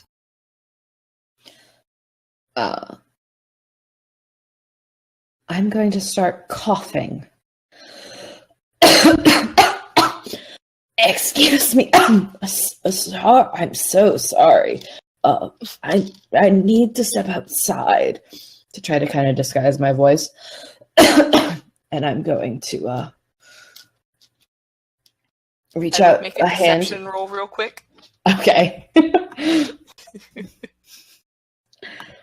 I could cast it again, but I only have 2 spell slots.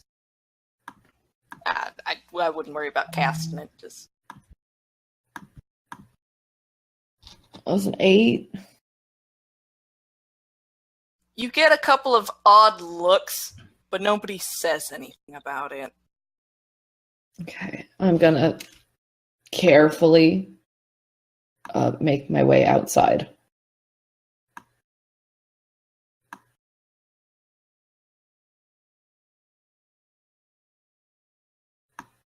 Yeah. I just look up as Lori approaches with the guy who brushed me off. Okay, so you do want money. He's like, what? No. And then he thinks about it. I mean, I wouldn't actually say no to money, but I'm going to look at him and smile and just say, dear, do you owe a lot of people money? and he sits there and frowns, and then he sighs. He's like, maybe 1 or 2. Is that all that you owe people is money? You're not getting into anything more dangerous, are you? And I'm going to take a moment out of character to ask, can somebody who is charmed lie? They can, although it's more along the course. They just can't attack, and I believe you have advantage on certain checks against them Okay. and for them. I believe the charm basically makes them your best friends, so whatever fits that scenario. All right then. Do you And- lie to your best friends, DM? Hmm? Do you lie to your best friends? I don't, but I'm also not a criminal. Okay. So, back in character, he sits there and he thinks about it a moment, and he's like, well, I mean, every now and then, you know how it is. You don't wager money, food, trinkets, things like that.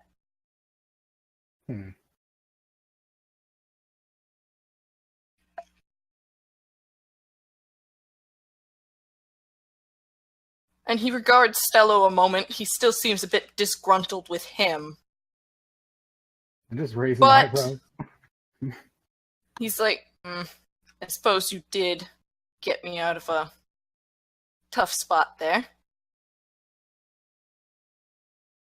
So we actually looking at a deal here. Are you a customer, or are you too friendly with your pal over there, and I point towards the guard. And he just kind of gives this lopsided, almost sheepish smile, and he's like, well, now that you mention it, I could stand to come into a little bit of money for the night. I can pay you back, though. Okay, don't worry. I'm just the person who makes the deal. After all, I don't really have too much money on me myself. After all, you wouldn't want this pretty face getting wrecked in an alley to get what? A purse? And while this has gone on, Raid has come back in. My associate. Sorry about that. I hadn't moved him over. Seen that you two have the assumed target. As she And gets she within nods, 30 she's like- feet, I tell her telepathically with awakened mind exactly what has happened. And she smiles. And she's like, hey, kid, to Stello. And she's like, Hello? what'd you find me? A customer. And she just kind of looks this scraggly looking man up and down. She's like, okay. What's he looking to take on? Just look And- towards the guy. He looks between the three of you now. And looks to Lore as if trying to reassure himself. Don't worry, It's dear. like- She can help. Well, if you'd be willing to lend, let's say, 75 gold, I can pay you back that by tomorrow morning, or double if you're willing to wait till tomorrow evening.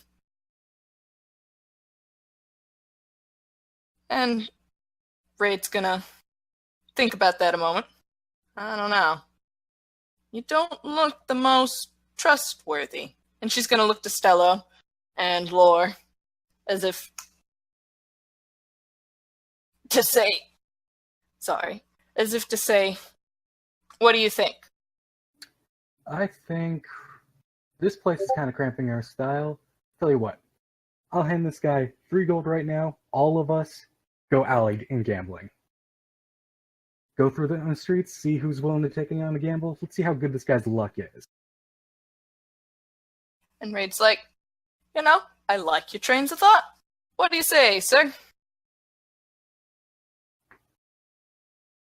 Lorethana's going to kind of glance over back at the table he was at that guard and just kind of see if she can tell anything on the guard's face that might worry her or alert her or anything like that.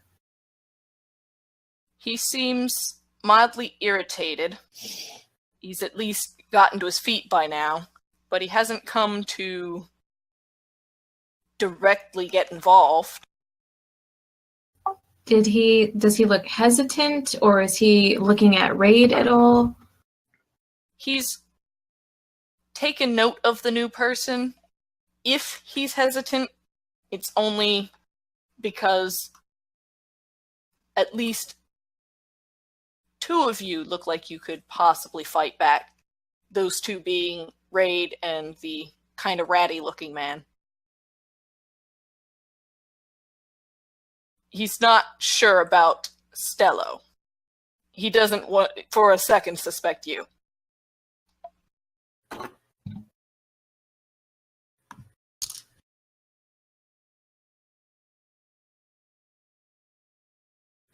So how are you feeling about this idea, sir? And he looks around for a moment, and then he nods. All right, then. Sure. Great. Tell you what, we'll take care of the your friend here for at least a second, and we'll lead you to. Is that one guy over at that one street still doing dice? I tell to Raid. And she's like, I'm pretty sure he is. Okay, we'll try your luck there. Can't go much wrong with that.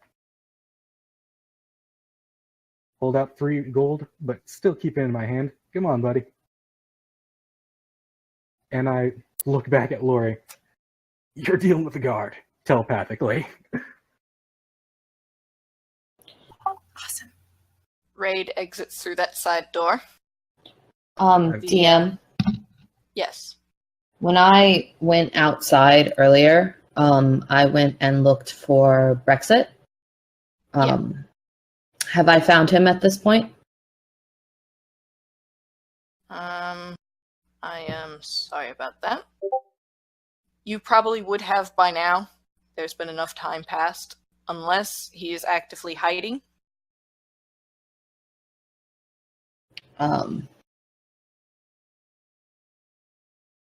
Actually, I think he's He's AFK at the AFK. moment. Maybe we take a break and come back to this when we're all back. Sounds I'm good fine to with me. that. Oh, server master god, can you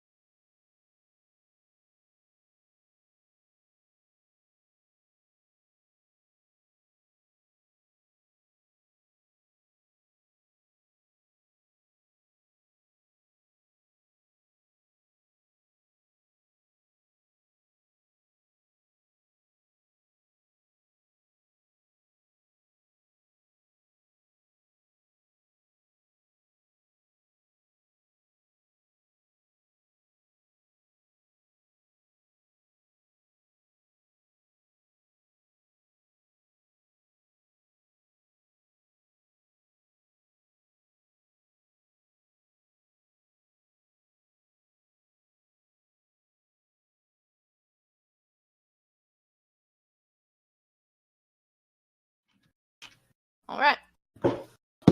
So So I've found Rexit. you did.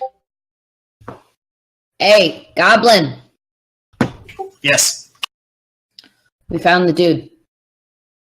I'm in my alleyway, smelling jelly and waiting for orders.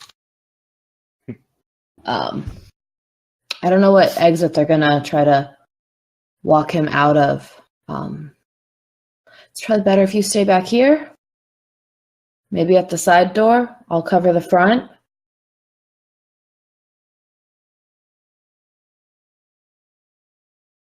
And Raid relayed the information that there is a rival group out here too, right?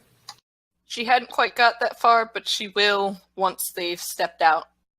Oh, okay. I thought this was in character all of a sudden, so... Wait, rival group? Did I miss something? No, I stepped out of character. Gotcha.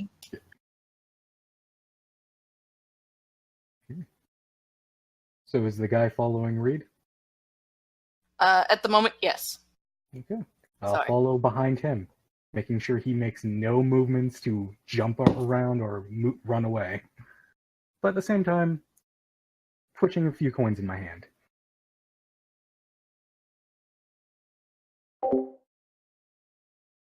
Yes, so I'm outside the front door waiting for them. And after asking Rexit to guard the side door. I can't seem to get my token to go outside. It doesn't want to move. Oh no. Am I correct in seeing that there's only 4 doors in this building? There are 1, 2. There are other doors, but not 2 rooms that you have been into yet. So yes. Out of character, yes. Well, I mean, Rexit would have, this is the building, prowl around, see how many doors. He's got that kind of time on his hands. I see, yes. There are only the 4 exits. Cool. If you would have tried any of them, you'd have found these 2 to be locked. Although they don't appear to be very heavily built. Useful information, so he can redouble his efforts elsewhere.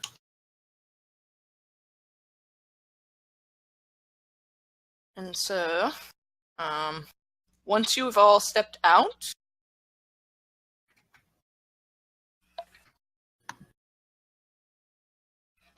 Raid's gonna walk with him, a short distance, this direction.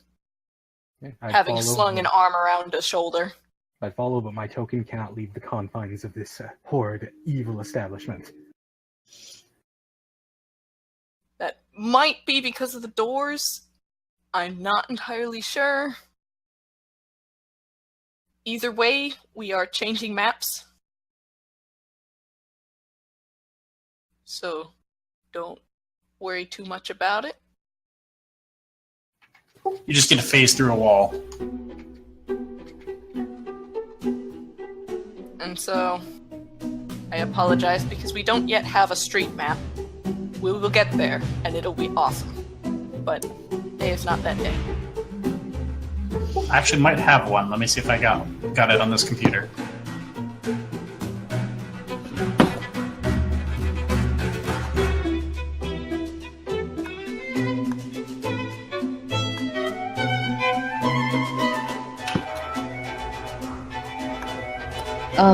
DM, can we take a moment to make sure we all know where we are, since we just came back from the break?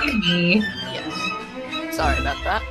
So, Raid has walked with the target, Stello, and I assume Lore went after them?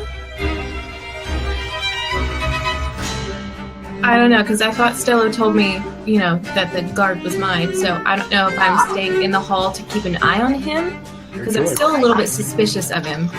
Forgotten that. I am sorry. Thank you for reminding me. But hey, if you want me to have followed him, you just tell me. Actually, I What would Roy do? apologize. Let's resolve the guard thing real quick. So that way, that's dealt with. Do you mind if I leave it on this current map? No, go for it. Okay. The guard looks to you and, he's visibly upset that the man is walking out of the building without having paid his money. So he is starting to walk in, the direction after him.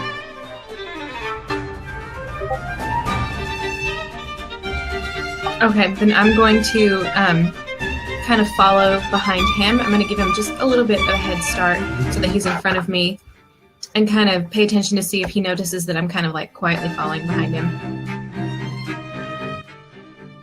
Sorry, could you repeat that 1 second? I was doing a little technical stuff. I'm going to let him kind of walk in front of me a little bit, but then follow after him if I notice that he's following after Stello and Raid. He, unless otherwise stopped, walks out that side door and says, "Hey!" And Who's he shouting at? Raid, Stello, and them. And the guy who just walked out. Alright, I'm going to kind of come up behind him and put my arm on his shoulder like, "Oh, I'm so sorry. We didn't mean to take your friend. Why don't you come along with us?" And please make a persuasion check. Did I hear that shout, DM? You probably would have. Okay. Then I'm gonna move in that direction, following the sound. He's going to... Sorry, this is at lore. The guard is going to slip out of your grip as gently as possible. And he's going to frown and say, "You can't just take him elsewhere unless you're planning on getting him his money to give to me." When I touched his arm, did I notice anything? Nothing out of the ordinary? Alright, I'm just gonna say, "No, I promise we'll bring him back. He owes you money, and he should give that to you." And he sits there and he nods. He says, "I agree, miss, but I'm not so easily, led, to believe that he'll just be brought back." During this time, we just slipped away. Yeah, I approach them, Lori and the guard, and I go,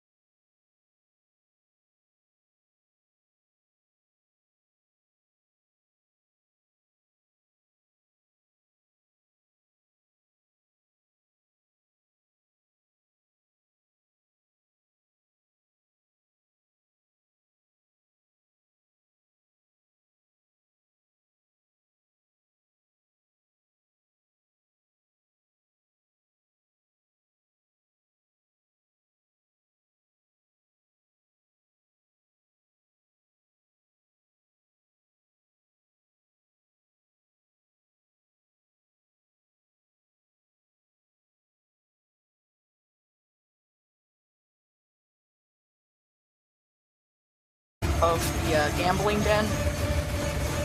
So in the direction we're going, up ahead. At the moment, yes. Can we doodle on the city map so we have an idea of where we are and versus noises?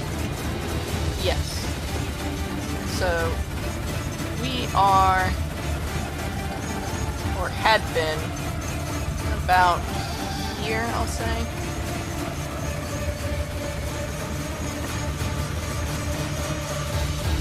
And so in these alleys amongst this section here, we'll say it's like sweeping further. You might consider drawing in red or something so you're not drawing in a poo color across the map. That is a very good point. Let's Well, my mind did not go there, yeah. so I wonder what that says. Well, no, it just struck me as hard to see against a kind of browny map, and we're doing it for details. And poo colored. We started about here. The sound you're hearing is coming from alleys over in here. Currently, Raid and them, give me a sec, are actually starting to head towards here, thanks to Rexit's earlier warning of Raid. Okay, I'm going to look over at Lori and say, we've got company up ahead to the north. If you've got any weapons on you, get them ready. And I'm going to reach into the folds of the skirt I have donned and pull out my... Pull out your what? Sorry. My hand Cut out there. crossbow. I'm going to pull out my hand crossbow. Nice.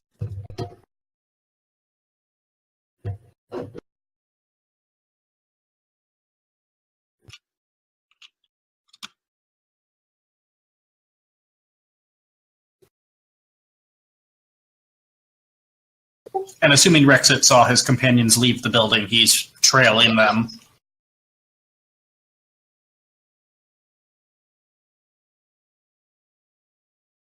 And so as they're walking... Sorry, go ahead. Oh, have Eben and I caught up to them yet? I would say you're probably 30 feet behind them. You see them, certainly. I'm going to keep us back just a little bit. I'm going to slow us down. Okay. Well. As they're going, Raid starts taking a direction, kind of winding through alleys in that direction. Off towards the river/bay. Did she tell us where we are retrieving this guy to, or are we just escorting him to safety at this point? She has not told you where they're going. At the moment, they're just walking and talking. Just double checking. I mean, I assume we answered like a quest log page when we all grabbed this quest to a degree, so.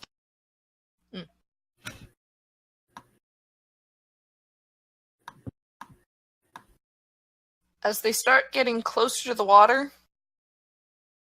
the man sits there and frowns because he's starting to realize even more keenly that this is not where he wants to be in life. I keep the unseen servant next to him, so if he tries to go in a different way than either me or Reed, he'll run into an invisible servant.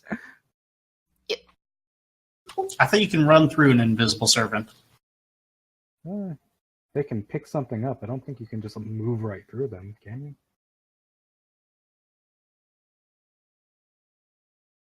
Let's see. Doesn't say anything about it not being tangible. Okay. Shapeless, but it's still a force, so I don't know. It has an armor count. I would think that would mean it's tangible. Oh, Okay, never mind then. Yep. It might count as difficult terrain. Hey, if he trips over something you can't see, that's enough for me. So, one sec. He's going to attempt to duck under her arm, but since he did so poorly, she just grips. She just grips. And he's like, let's talk about this. Talk about what? I'm not sure where you're taking me, but I'm sure we can come to an arrangement. The arrangement was you take these 3 pieces of gold and I just pop on top of them in the air. Do you not want to gamble? I would love to make a wager. I just suddenly think that maybe you aren't talking about the kind of gambling I'm talking about. Well, let's just make sure you don't make a bad one then. And Ray just grins. And now as they're along, the bay, she's like, alright. So. And she looks to, everyone to see if, they're around. And she nods. And she turns to him and says, look, I don't care about the money. So you don't have to worry about that. But you and I both know that if you agree to take on a job, you should see it to its completion. And he's gonna go pale. And he's gonna start pretty much running at the mouth. He's like, hey, I don't really know what you're talking about, but, hey, I'm pretty sure that I could make it worth your while to look the other way. While she's saying that, where specifically are we? I look around, trying to figure out who's watching, if anyone's watching. We're over in this area now, near the bay. Kinda up on these, what look like cliffs. We still probably look like a group on a stroll. But to anybody who happens to wander past, but there aren't very many people out. Okay.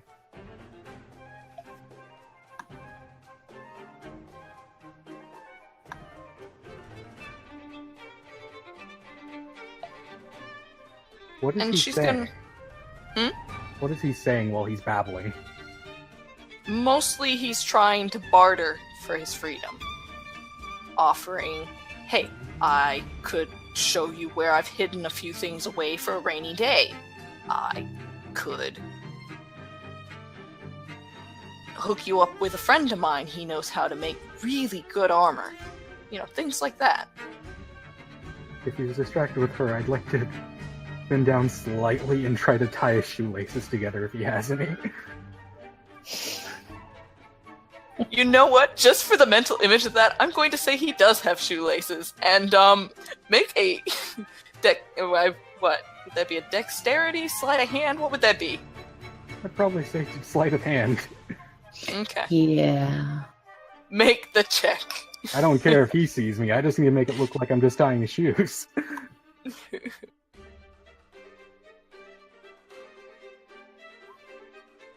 Ha ha ha! I get kicked in the face. You probably do, actually. Ow, And- buddy, what the fuck was that for? He's gonna, do his best to try and shake off Raid. He's gonna not succeed, but he's going to at least have loosened her grip a little bit. I'm going to fire a warning shot with my cross. You cut out there. Firing a warning shot with the crossbow? Yes. Alright then. And he's gonna freeze. He's just gonna freeze. And Stello, you're close enough. You notice that his hand had been going for what you'd assume to be a hidden weapon. I grab both of his hands, pull him up. If you make any sudden movements, you're probably just gonna get shot, buddy. You have no idea how many people can watch a coast. You're very loud, friend. You're a very easy target. And he's just gonna shake, looking like a chihuahua, honestly. Just, okay. Is he still charmed by me? I would say probably. However, while he is charmed by you, the rest of the party, not so much. It only lasts an hour, so depending on how long ago you charmed him. I'd say it's probably only been, at most, 30 minutes. You know, the walk from there to here. Alright, I'm just gonna look at him and say, look, friend, we don't want to hurt you. It just seems that you owe a lot of people, a lot of things, not all of which is money. Do you get what I'm saying? And he's gonna nod. He's like, yeah, I think I catch your drift. So how about we pay up, pay the people we owe. And he's gonna nod, and he's like, okay. And he's starting to calm down a little bit, and he's like, do you promise not to shoot me, though? I promise that I won't shoot you. And he's gonna pause a moment, and then he's Evan gonna nod. grins. Like, okay. With that information, did we shake our tail, or... They did not notice you guys leave. Okay, cool. You managed to warn the party to not take that route. So the potential... I'm gonna be frank with you. You avoided a potential fight. Darn. I'm both proud and kind of sad. I mean, as the fighter, I'm sad, but from a character standpoint, that was our goal. And, back in the moment at hand, Raid's gonna grin. She's like, then, if you're gonna pay up, that means you're gonna do the task you agreed to do.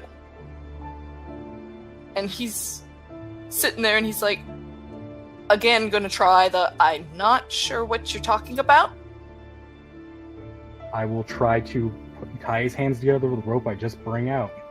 Even in broad daylight with this many people, I'm pretty sure anyone who is curious enough to look can see all the finely dressed people looking at this ratty man. And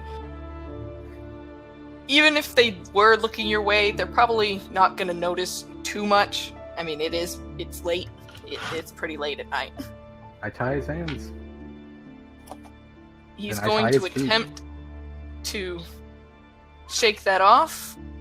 Should I roll athletics?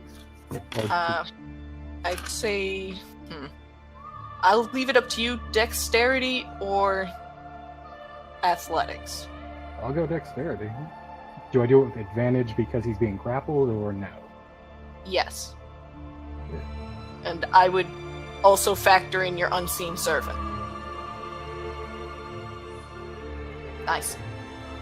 So, while he struggles valiantly, he is being held in place by Raid on one side, your unseen servant on the other, and then there's you, tying him with a rope.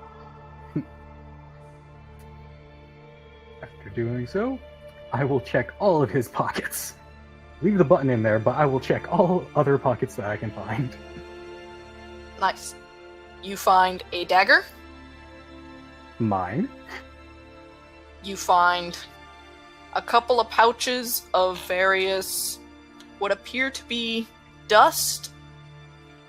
However, anyone proficient with poisons kits would probably be able to tell by smell or, sight what they actually are. Is this chloroform? No. Unfortunately, none of that. I just know that this guy has pouches of poison, so I am closing that off and not going anywhere near it anymore, but I'll put it away. Anything else? Okay. You also find 25 gold hidden in a pouch along his, near the bottom of his trousers. Okay. Now, here's how And we're a going to do. single amulet. Okay, I'll take that too. It doesn't appear to be worth much, but it's there. Okay. Ma'am, it is your show. I tell her to read. And she grins. And she's like, well, thank you all very much. And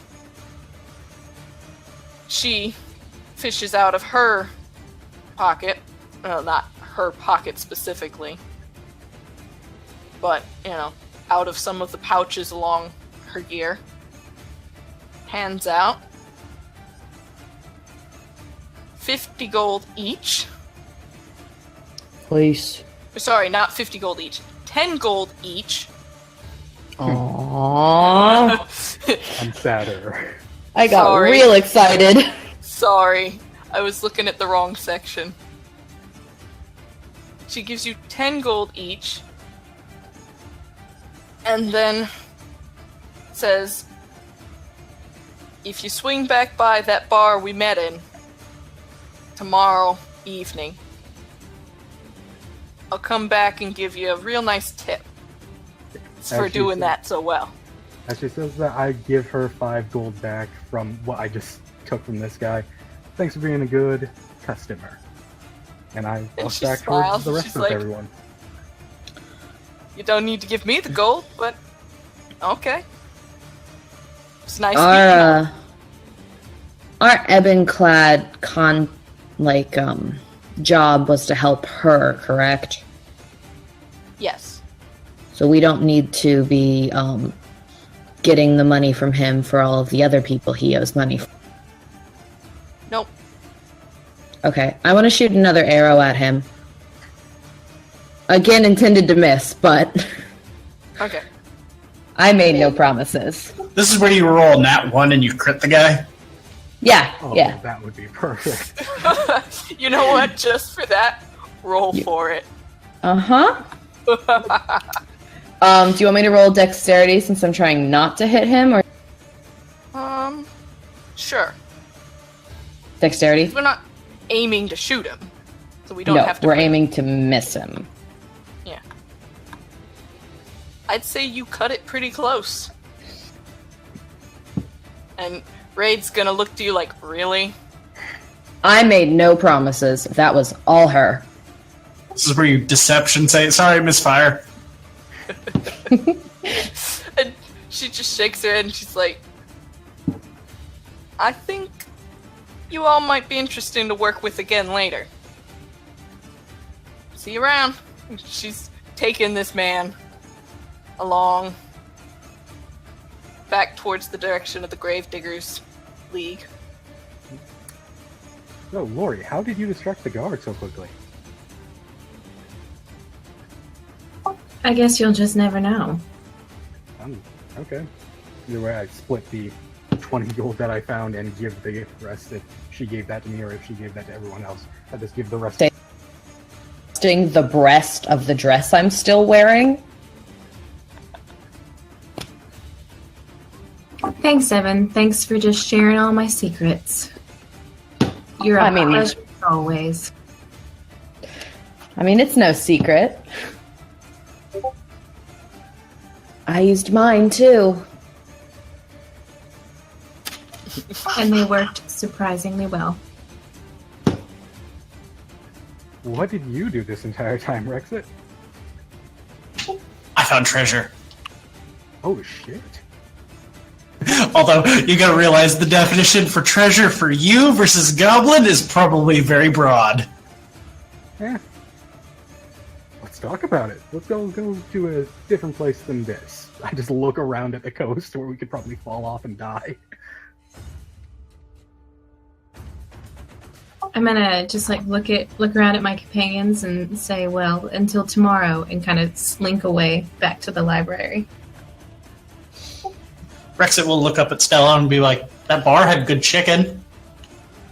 Yeah, I shrug. Fuck it, let's go. I cast voices again, and I say, "Wait for me, boys. I'm coming too." Awesome. Nice to have you aboard.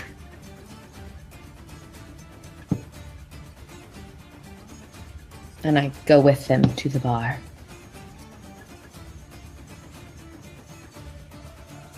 It starts in a bar and we end in a bar. How perfect. Wait, are we meeting her in the bar tonight or the next day? Yes. She's not gonna come find you again till tomorrow sometime. You know, about the same time she met you this evening. Or afternoon. But we just made 15 gold, so there's nothing stopping us from going to that tavern a day early and just drinking. Sleeping there. Yeah. Or sleep. Sleep too. Is there anything else you guys want to do for this particular night? Any roleplay you want to get out the way? Or, well, I say get out the way as if there's nothing else to do. You mentioned rolling on some random trinket charts just to see what Rexit turned up, but Yeah. not of importance. Yes. Please do, though. Let me real quick. I think there's that trinkets chart somewhere in Player's Handbook. Yep, I know for a It fact is. you can find an unbendable lockpick on there. Or a needle, Ooh. specifically. There's bunches of fun stuff on that list. Let me pull it up and we will have ourselves a trash-picking adventure. I mean, considering Rexit's shield is a cast iron, like, pot lid, Oh, that's great. Oh, I really like Rexit. I'm the dog/mascot of the group now. I'm adorable. Hey, this is probably right up until you finally murder something, and then everyone's gonna be like, "Oh, oh no." To be fair, you did draw like a great like goblin if he was a bulldog. I mean, if my dog killed someone, I'd still love my dog, so... Well, this is true. This is very true. It also depends on in the context that your dog kills something. Like, oh my god, that thing was going to stab me. Thank you, dog. Nah, he just decided he didn't like the way that one officer was looking at him and killed him. Well, it's like the cats. The cats will always bring you dead things. Just be like, here, I brought you a bird. Eat it. Sometimes they don't even bring you the dead one; they bring you the half-dead one. Ugh. Oh, come on. My dog likes to hunt flies that get in the house, and that'll entertain her for like hours. My dogs get scared when there are flies in the house because my little sister is a bit anal about it. She, if she hears them, she grabs the nearest fly swatter and will chase this fly down until it's dead. And so the dogs get very scared. Oh, I mean, I'm a Boy Scout, so it's like when we're off in the middle of nowhere, it's like time to go hunting flies. Why? Because there's nothing better to do.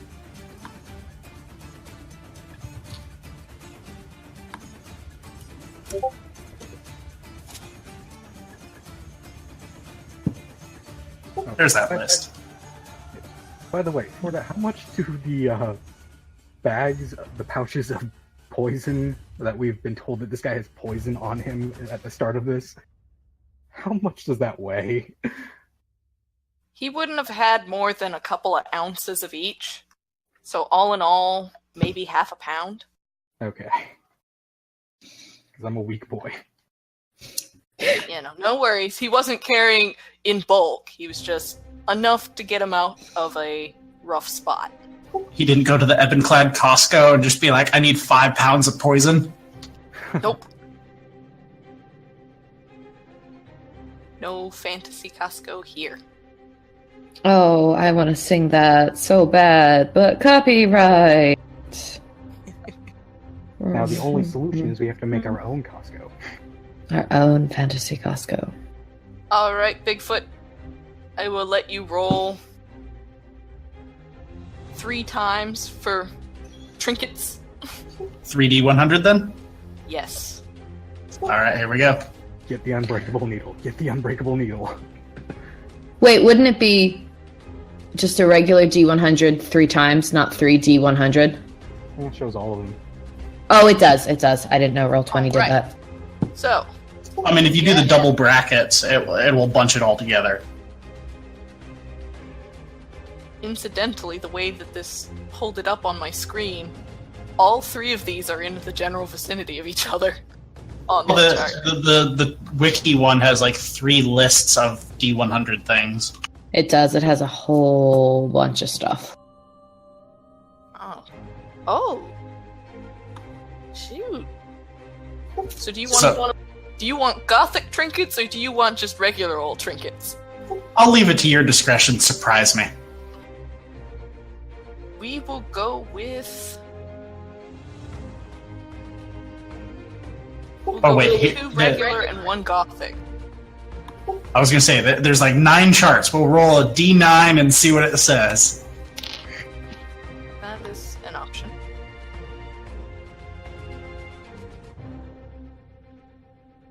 Actually, you know what? Sure.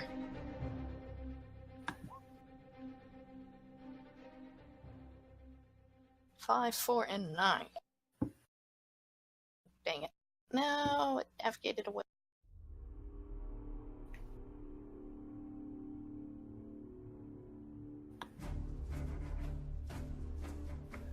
On the bright side, though we took our time, I do believe that thing went off without a single flaw. I mean, Did that's the actually. kind of. Go ahead. Except I've now made an enemy of that guard, so that'll be I fun. don't know that. Yes, but you survived the immediate one without a hitch. No, that's true. Never do these jobs as yourself. So, on that first table you got a broken table knife that can only be held by red-haired humanoids. How did I pick it up? I'm not sure. Apparently, Wrapped in Rexit a has. napkin.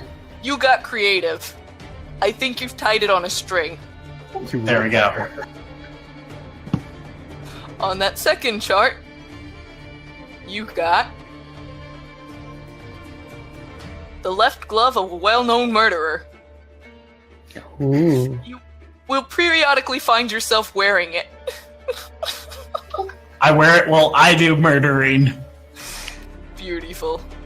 You become And on the the final murderer. one, you have got yourself a friend in me. No, you got That was beautiful. a beautiful sundress made by a blind seamstress. Evan, what were you doing? No wonder I didn't see you until just now. May I have that? Considering Rexit is probably wearing the dress as a cape, you are welcome to it. Oh, I absolutely take it. I feel like I should make this a recurring thing. If you guys go trash picking, this is what we'll do. Everybody else goes on the adventure, they're like, I've been rewarded these magic items. And Rexit's like, but look at my pile of trash.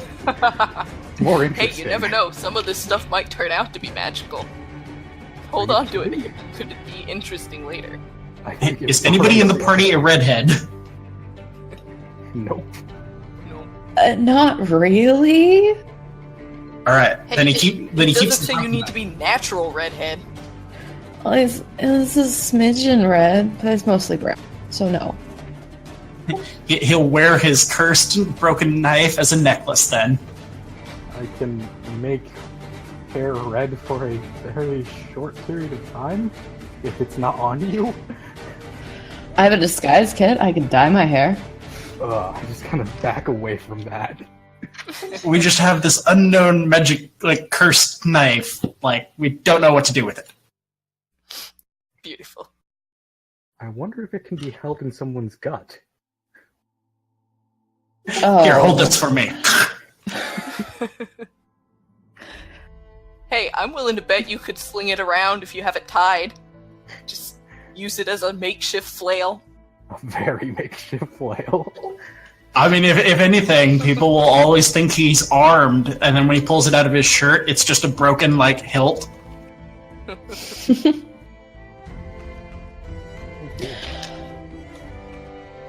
Enjoy your sundress.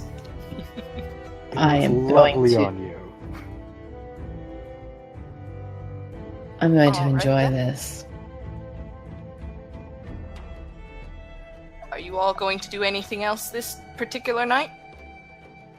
Evan is going to get flat out drunk. Nice. I'll drink responsibly with water. No. You have to have at least one to celebrate a job well done. Tell you what, you pay? Deal. Deal. I will order one. One what? I was gonna say, if Rexit's paying, he's gonna get him one cup of the hardest dwarven liquor he can buy. Go ahead, my friend. Might not be able to afford that. Okay, the priciest, powerful liquor that he can afford. Alright then. Because it would be amusing just to have him say, only one. Alright, I will get you one of the hardest thing I can find in this building. Get me 3 of those? That sounds fantastic. Release your inner party goblin. I'm pretty sure as soon as we strolled back into the building, the barkeep's like, oh no, he's back. More or less. Within reason, Rexit will drop five gold from what we divvied up. Alright, I got 5 gold that I wasn't expecting. I will spend it on party tonight. And I mean, you're paying. Barkeep's not going to complain. At least not openly. Yeah, He'll get to complain in the morning when I leave clutter everywhere. The left glove of a well-known murderer. I'm keeping that one. It'll be like my Michael Jackson glove. Oh shit. Yeah. I pull up the cup. Job well done. And a toast. Evan? Toast to not being dead. I Yes. can drink to that. I will prestidigitation the drink cold, and then I'll just knock it back.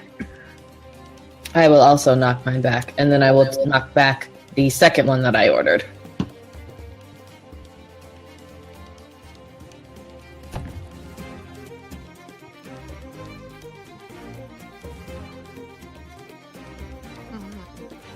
I was about to be like, Stello, make a constitution check to see how well you hold that hard liquor.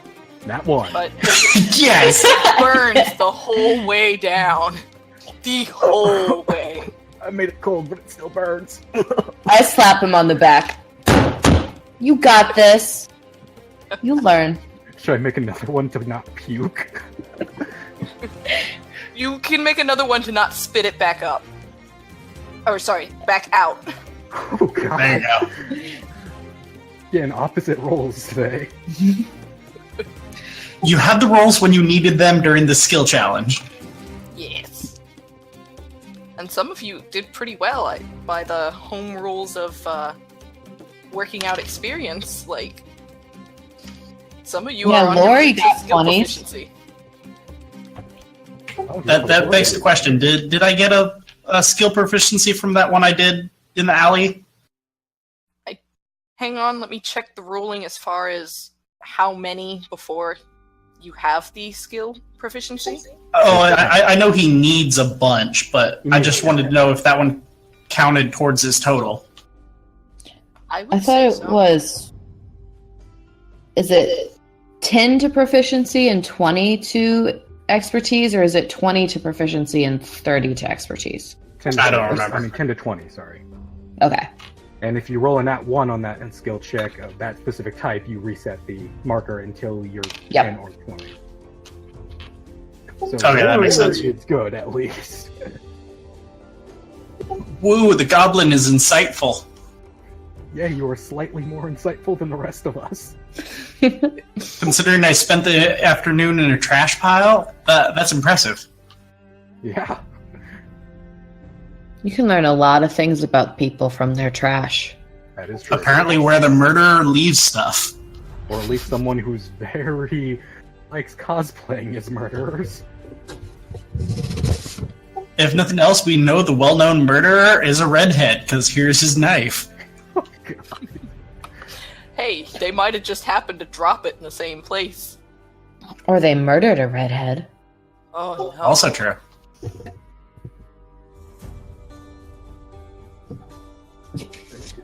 Well, if there's nothing else, I think I'm gonna head off then. I think this is a good spot to call the stream anyway. Yeah, it was a pleasure playing with you. Rexit, I am so sorry you didn't get to join us. Oh, I had my moments as well. Okay. I am deeply sorry for that. Nah, it was fun. If I didn't have that little side challenge to at least detour things, it would have been slightly boring. But even listening, it was worth it. I was trying to make sure you had something to do, but I kept getting distracted by what was going on inside. And I was like, no, I can't type fast enough. The trash pile takes it. There's like any negatives of being, I'm in the back alley. Well, this is where I belong.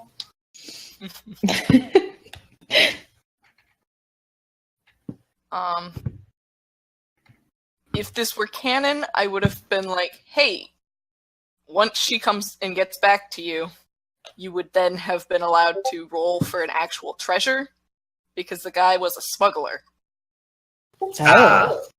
And so he was notorious for leaving stashes around town. Not literally around town, but, in the general coastline area. He, fun fact, he spurned a couple of jobs that Ebonclad had sent him on, and they needed the item more than they needed him dead. Well, I should have shot him in the head, though. Yes, but then he wouldn't have told where his stuff was. That's true. Now, if it's any consolation, he'll probably end up dead anyway, and they might hire somebody else to do it. Hey, we proved ourselves useful. You killed a valuable contact because he's a dick. Now there's an opening for the 5 of us. Yeah. But yeah, thank you all for letting me be your DM. You were great. Yes, you are, Forta. I Sorry say for second, the third it all. derailment. It was fun playing with all of you. Okay. Bye, everyone. See you guys later. Bye. Bye.